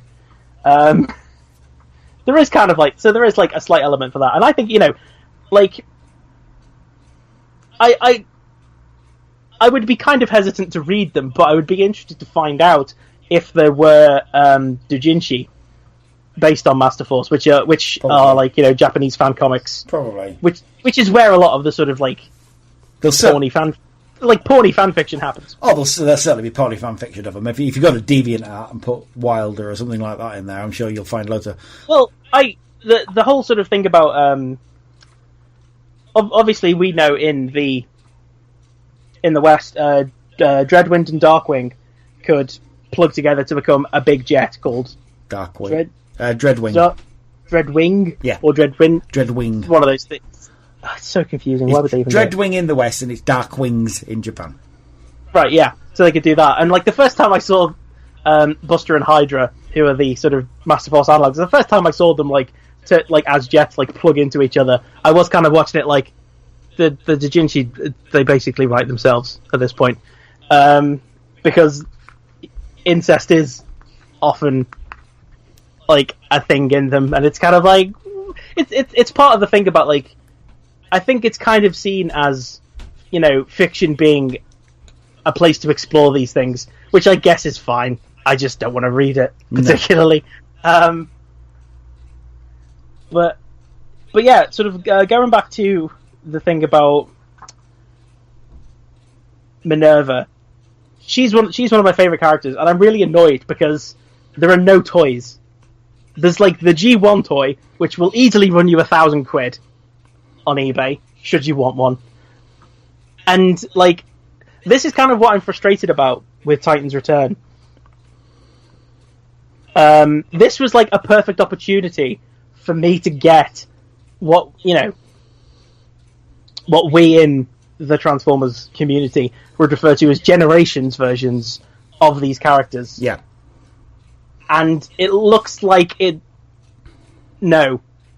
We're getting a Jinrai and a Metal Hawk that's part of a box set that's like £130.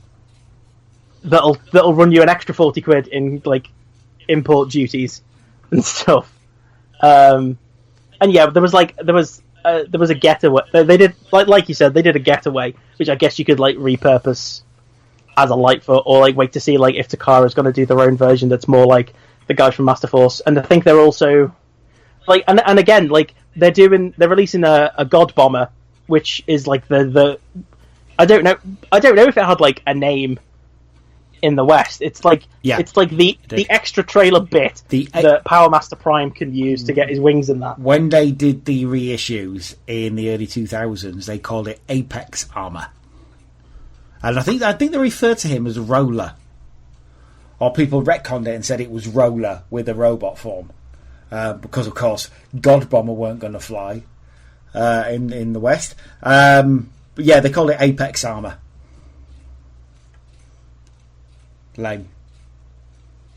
Well, you got to call it something. But yeah, so it was actually kind of interesting because the thing about God Bomber, as he's called in Masterforce, I was watching it today, and this is like, and like every single time I've watched this has like caught me out. In that episode where Lightfoot and Jinrai are trapped on top of the undersea volcano, and then Lightfoot's like, I'm going to blow myself up. It's like, oh, maybe don't. Let's just wait. The Autobot Headmaster Juniors are like on the shore, and they're like, oh, we should go in the sea and see if they need help. And then the God Bomber trailer like turns into a robot and stands up, and they just have a conversation with it. And he doesn't talk, but he kind of indicates through like mime that he's going to go in the sea and they should wait there. Yeah.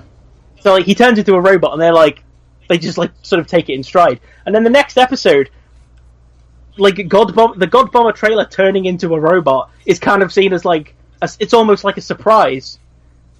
And I was kind of like, oh, they must have like put these episodes in the wrong order. But then they flash back to the episode where he turns into it, so it's like they're kind of like, wow, this is such a surprise that he's doing the thing he did last episode. Remember this? Here's that scene.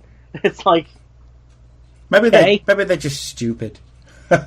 Maybe they're just morons. I don't know. There is probably a reason for it, but it just kind of made me. It makes me laugh sort of every time. There we go. Also, you've got characters like Double Clouder, which we briefly touched on. Obviously, that was Double Dealer in the West, and he was a mercenary, but Double Clouder, obviously, just a sort of enemy agent for a bit, and then he switches sides. But even then, you're not convinced that he isn't going to be evil again. Or at least he's got like blue hair and male pattern baldness, even though he looks about 12. Yeah, I think he's about 15, isn't he, or something stupid like that? Something like that. But yeah, so that was kind of an interesting sort of approach. It's really weird, actually, because Double Clouder, which is the Masterforce version of Double Dealer, his toy had a completely different colour scheme to the one in the anime. Yeah. The one in the anime was the colour scheme of Double Dealer, but the actual like Masterforce toy had a completely different colour scheme. Grey and red or something, wasn't it? Yeah, it was more sort of like colour on the torso. Yeah. They did that a lot in Japan, though. But yeah, I mean, I'm not going to even say he was an interesting character. I think, again, he's one of those characters that in Japan and the West, he wasn't really explored much. Because in the West, he was basically Death's Head, is what he was. He was just this mercenary guy who just take money from whoever, and he had two really, really cool little Power Master engines, and there was so much that could have been done with him. Nothing was done with him. Way more interested in Japan, but even then, they didn't explore as much as I would have liked them to. But there you go. What can you do? Overlord, obviously, we have discussed very briefly. Again, I would say in the West he's more interesting than he was in Japan. Because in Japan he was just these two leader characters who were... now then. Giga's the lady, isn't it? Or is it Mega's the lady, Giga's the dude. Giga's boring. I'll say it right now. Giga doesn't do much for me. But Mega is a really interesting character because she's sort of this woman who wants her kids so bad she tries to basically adopt cancer. Yeah, she gives him a gun. Browning, yeah. That turns into a robot. Who kind of disappears for a lot of like a lot of the later episodes.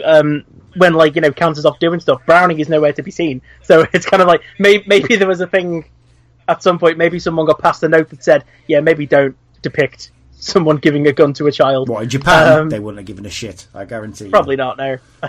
They wouldn't. Considering how realistic the gun, the actual the micro change guns that Megatron and Browning were based on. Well, yeah, it's just the Japanese aren't pussies like we are in the West. We're pussies about things like that. We always have been.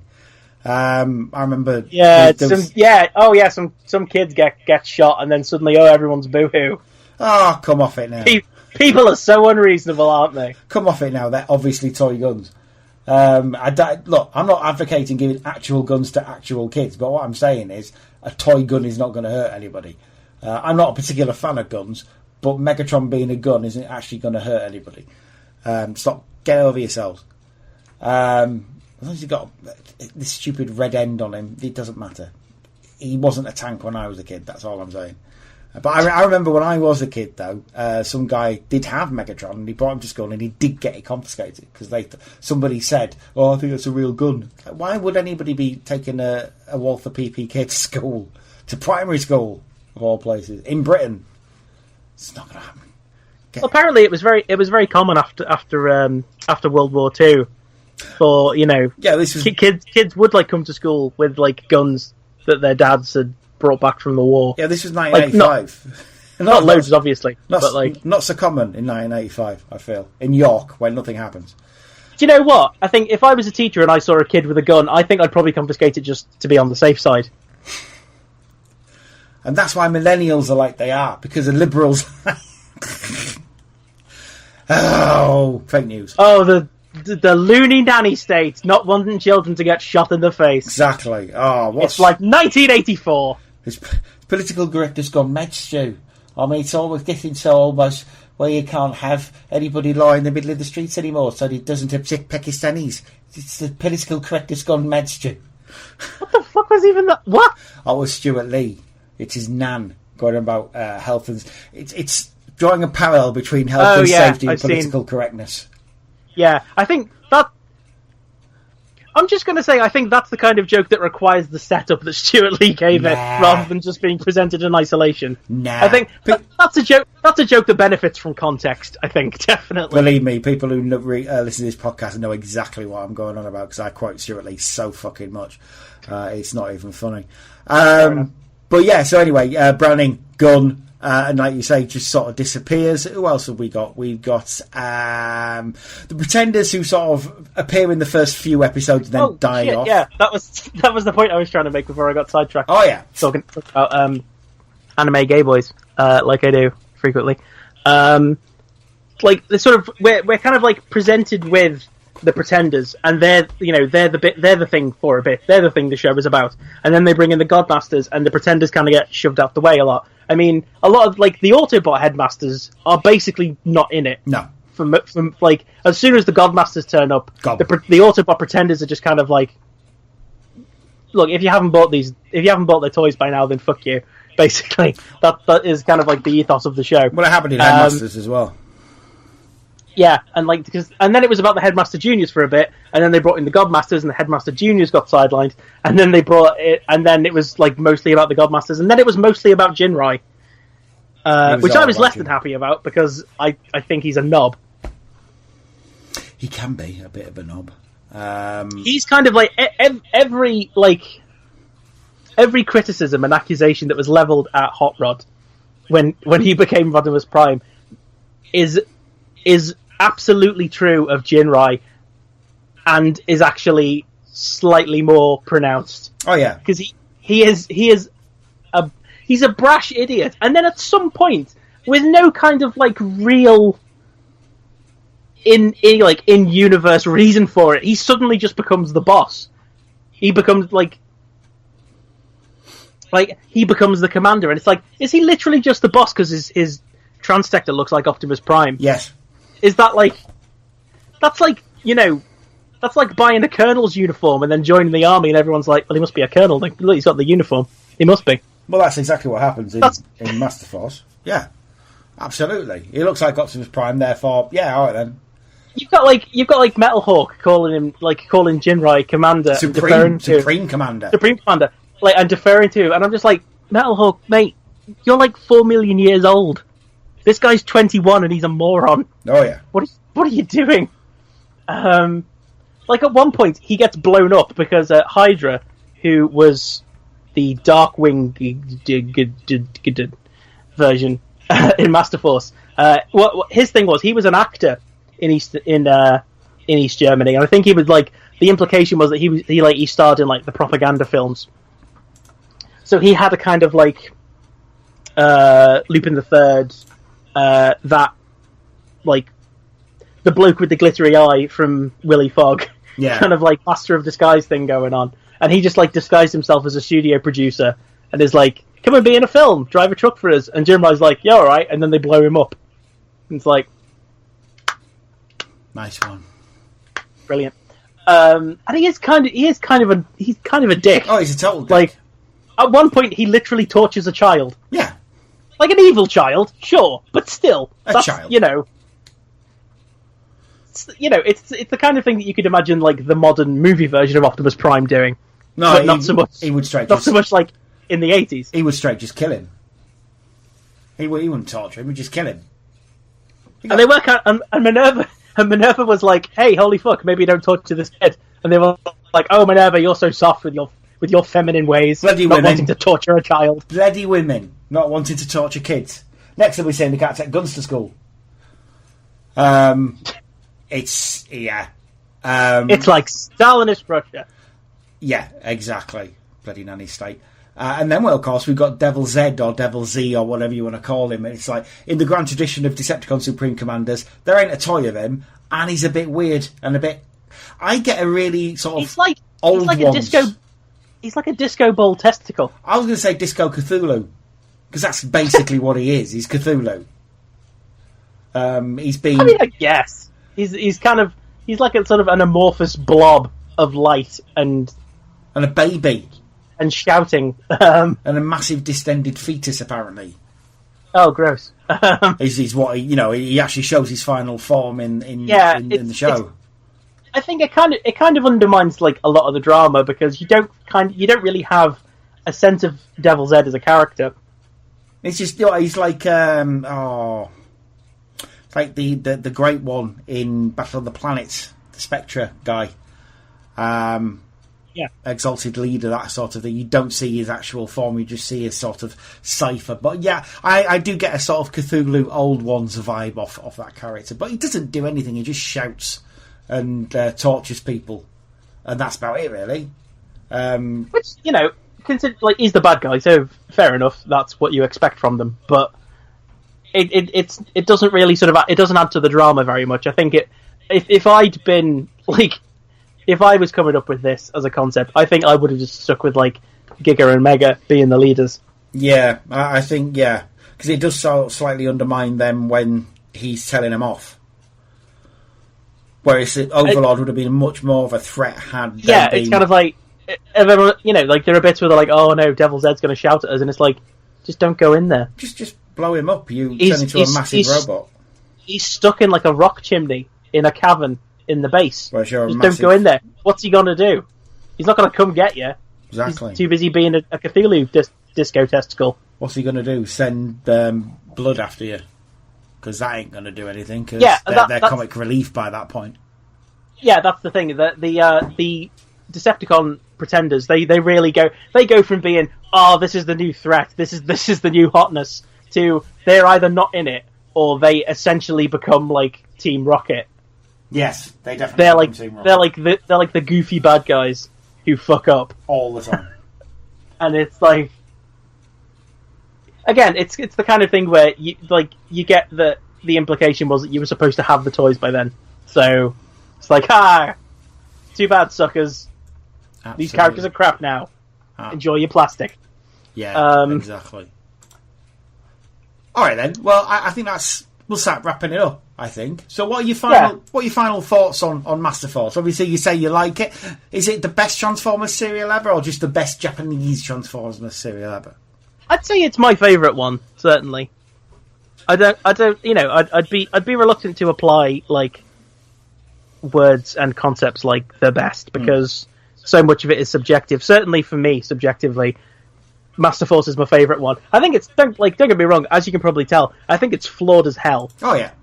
But I do actually enjoy it quite a bit. Like, I enjoy it enough that I can get past its flaws and, like, appreciate, like, so the characters and the concepts and the visuals. I would like to appreciate the toys, Takara. Yes, re-release, please. I need you to meet me halfway here. Yes, I agree. We need more Masterforce-themed toys. Thank you very much. Including the Sparkabots and the Firecons. We need those back as well, please. Thank you. I want a Sparkstalker, Generation Sparkstalker. Awesome.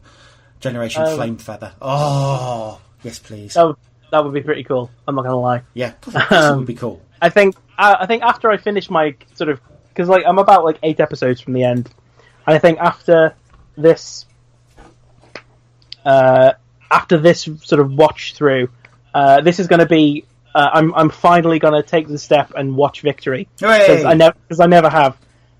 It's cool. It's like G1. It's the G1 cartoon, basically. I think the reason that I haven't watched it is that I'm afraid it's going to make me want toys yes, it will. That are inaccessible unless I buy the actual G1 versions, which are going to be like £500 each. Yes. So, or like, you are a £200 third party job.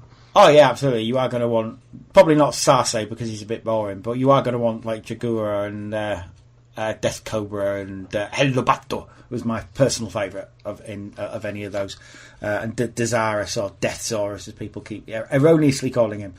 But I really like the name Deathsaurus. You can pry the name Deathsaurus from my cold dead hands. Look, in that context, in the context you're talking about, Deathsaurus is fine, but in the anime, it's Desaurus.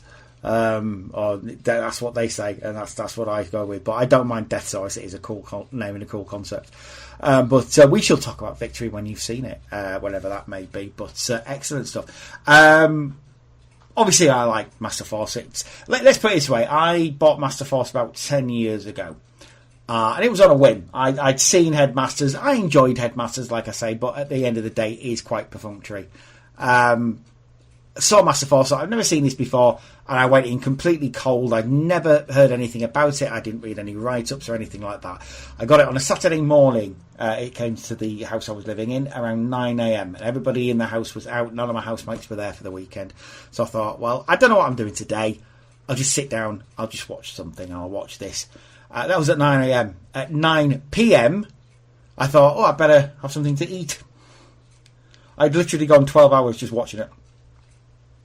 That's easy to do. Oh, great. I've done that with a few Kamen Riders. Yeah, it's great. It's really, really good, and I just enjoyed the hell out of it so much.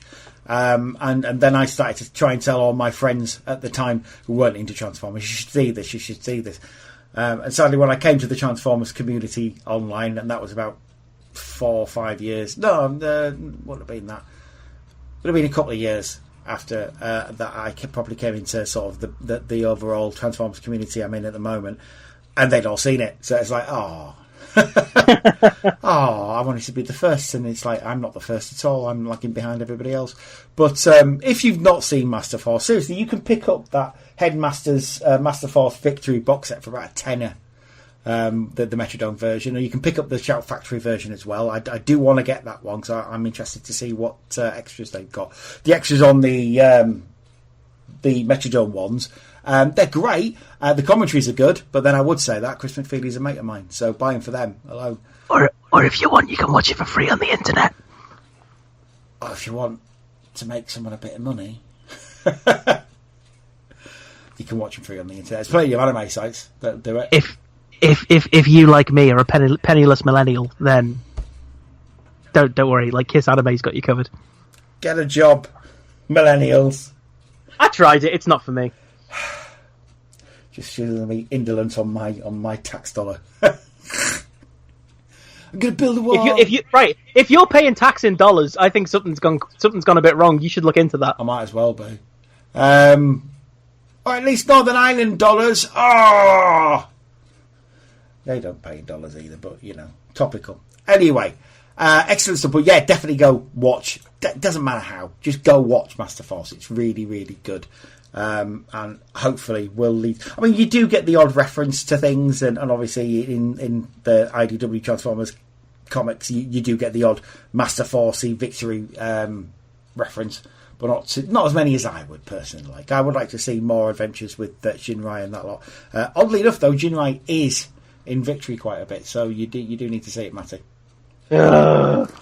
See, that's pushed Matty over the edge now. I thought it'd be free of that bastard finally, but no. Oh no, this is good Jinrai because it's Jinrai without the component. This is just Jinrai on his own. And stuff happens to him that you'll be happy with, believe me. It's just the dude. He doesn't turn into a robot. No, it's a robot. Doesn't turn into a dude. Okay. Because if you remember at the end of Masterforce, spoilers, they all get kicked out of their transtectors and then the Masterforce armour. And the robots just go off in space, imprinted kind of with their personalities. And no, you've spoiled it now. Yeah, sorry, spoiled the 30-year-old cartoon. Yeah, the 30-year-old cartoon that's an absolute fucking arse to view for most people. Like, I've not spoiled anything. Look, they all win at the end. There you go. They all win, and everything's fine. There you go, spoiled. But there we are. So yeah, look, the point is, just go watch it. And that's a good place as any, I think, to leave it this week. Matty, where can one find you on the old wide world of the interwebs? Where's a good place to find you? If you follow... you can follow me on Twitter. It's at Matty Franklyn. There you will find a link to at Rick and Matty, which is the account for the podcast that I do with my friend Rick. Reuse Your Old Adventures, where we read Choosable Path books to each other and shout a lot and get lost in books, but not in the Proustian sense. In the sense that we end up walking around a maze and walking past the same Minotaur several times. As you do. As one does. Yeah, I think that's pretty much where you can find me. I don't really do anything else yet. I'm hoping to get into like YouTube stuff at some point, but as of right now, I'm kind of like all podcasts all the time. Yeah, pretty much. Including this one. If you want to find me, you can find me on Twitter at Cymru Nerd Cave. If you want to find me on Facebook, it's Glenn, that's Glenn, Jakeman, Jakeman. Please do send a message if you're going to add me, because otherwise I won't know who you are, and I'll probably delete the friend request. I do apologise, but there are reasons for it. If you want to find us on the Twitter now, it's Back to the 80s. Twitter, it is at BTTE Pod. If you want to find us on Facebook, it's facebook.com/BTTE Pod. If you want to find us on free forums, it's backtotheeighties.freeforums.net. And finally, that's on the forum, I do apologise. And the blog itself is backtotheeighties.blogspot.co.uk. Now then, to play us out this week, we're going to have two Transformers themes that are both from Masterforce, because they've got an outro and an intro as well.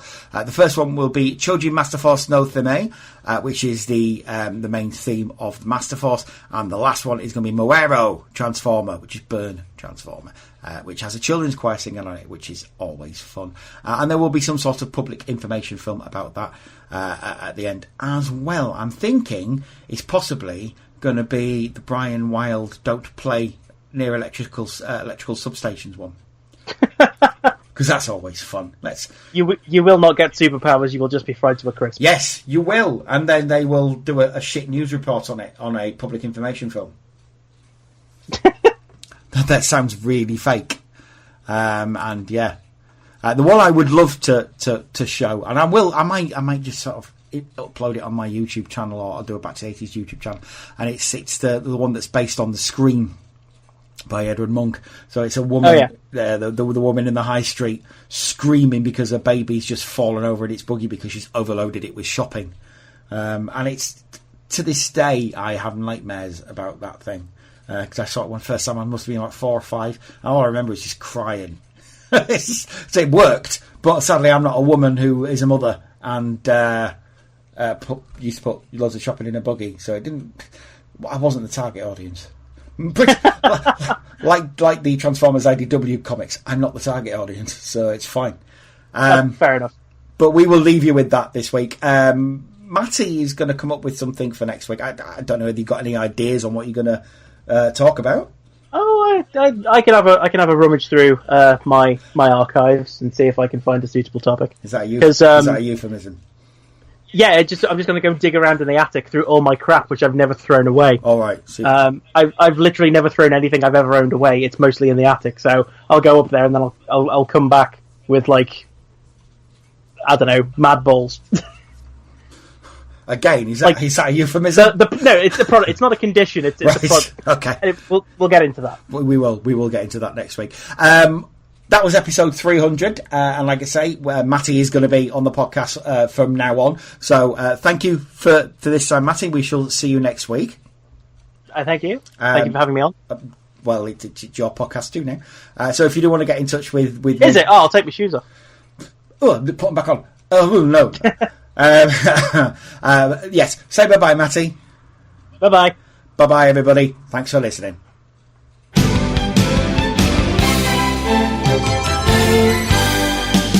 もう誰にも褒められない命かけたトランスフォーム傷ついてもやるしかない青い地球守るのは誰だ少年は今戦士に変わるご円杯立ち上がるんだマスターフォース戦うたびにマスターフォース強くなるのさマスターフォース今こそ進めGet on, get on, head on 超人マスターフォース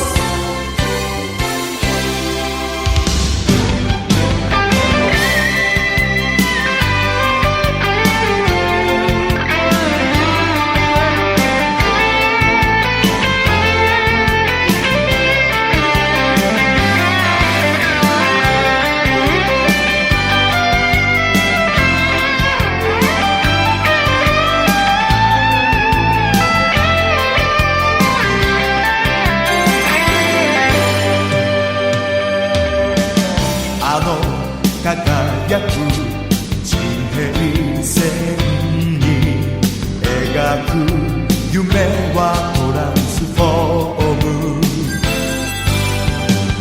デストロンの野望だけは許さないさこの腕できっと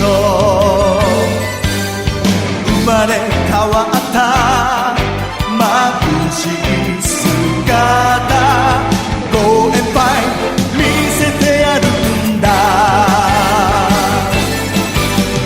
マスターフォース戦いながらマスターフォース夢を知るのさマスターフォース今こそ進め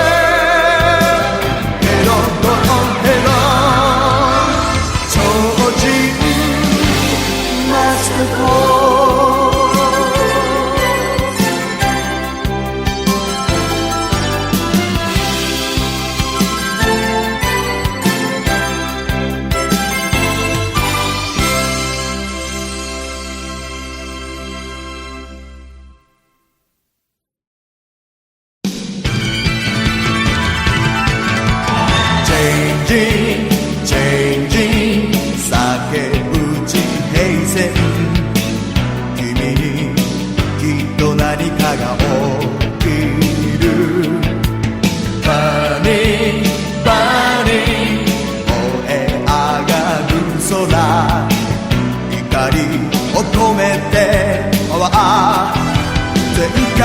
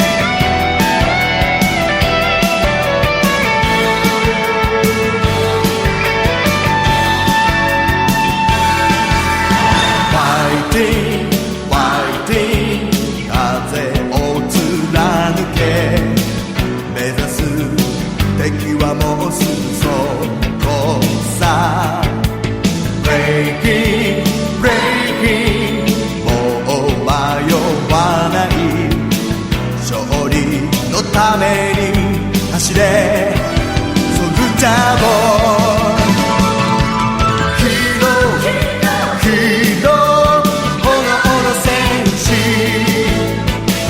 命の限り突き進めそうさヒーローマスターフォー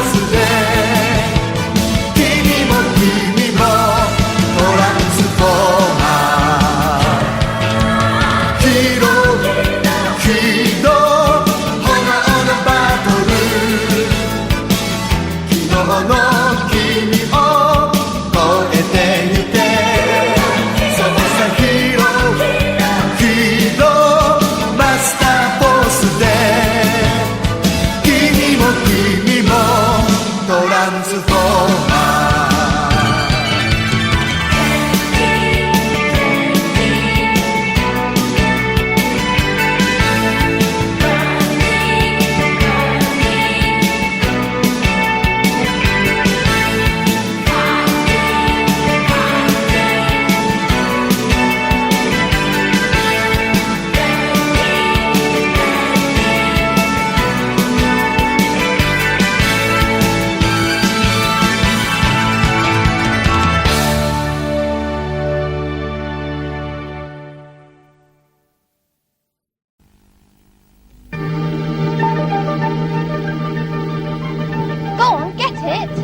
Supposed to go in there. Oh, go on. There's a gap down there. A gang of kids broke in yesterday. I saw them. Pass me that bit of wood.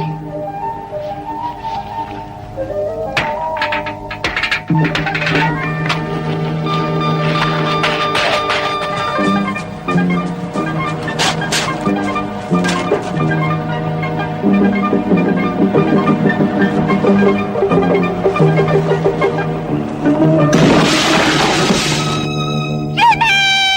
66,000-volt shock killed a boy today when he broke into a substation. The electricity board warns children to keep away from substations.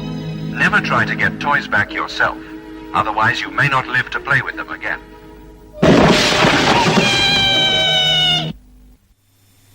That was a public information film.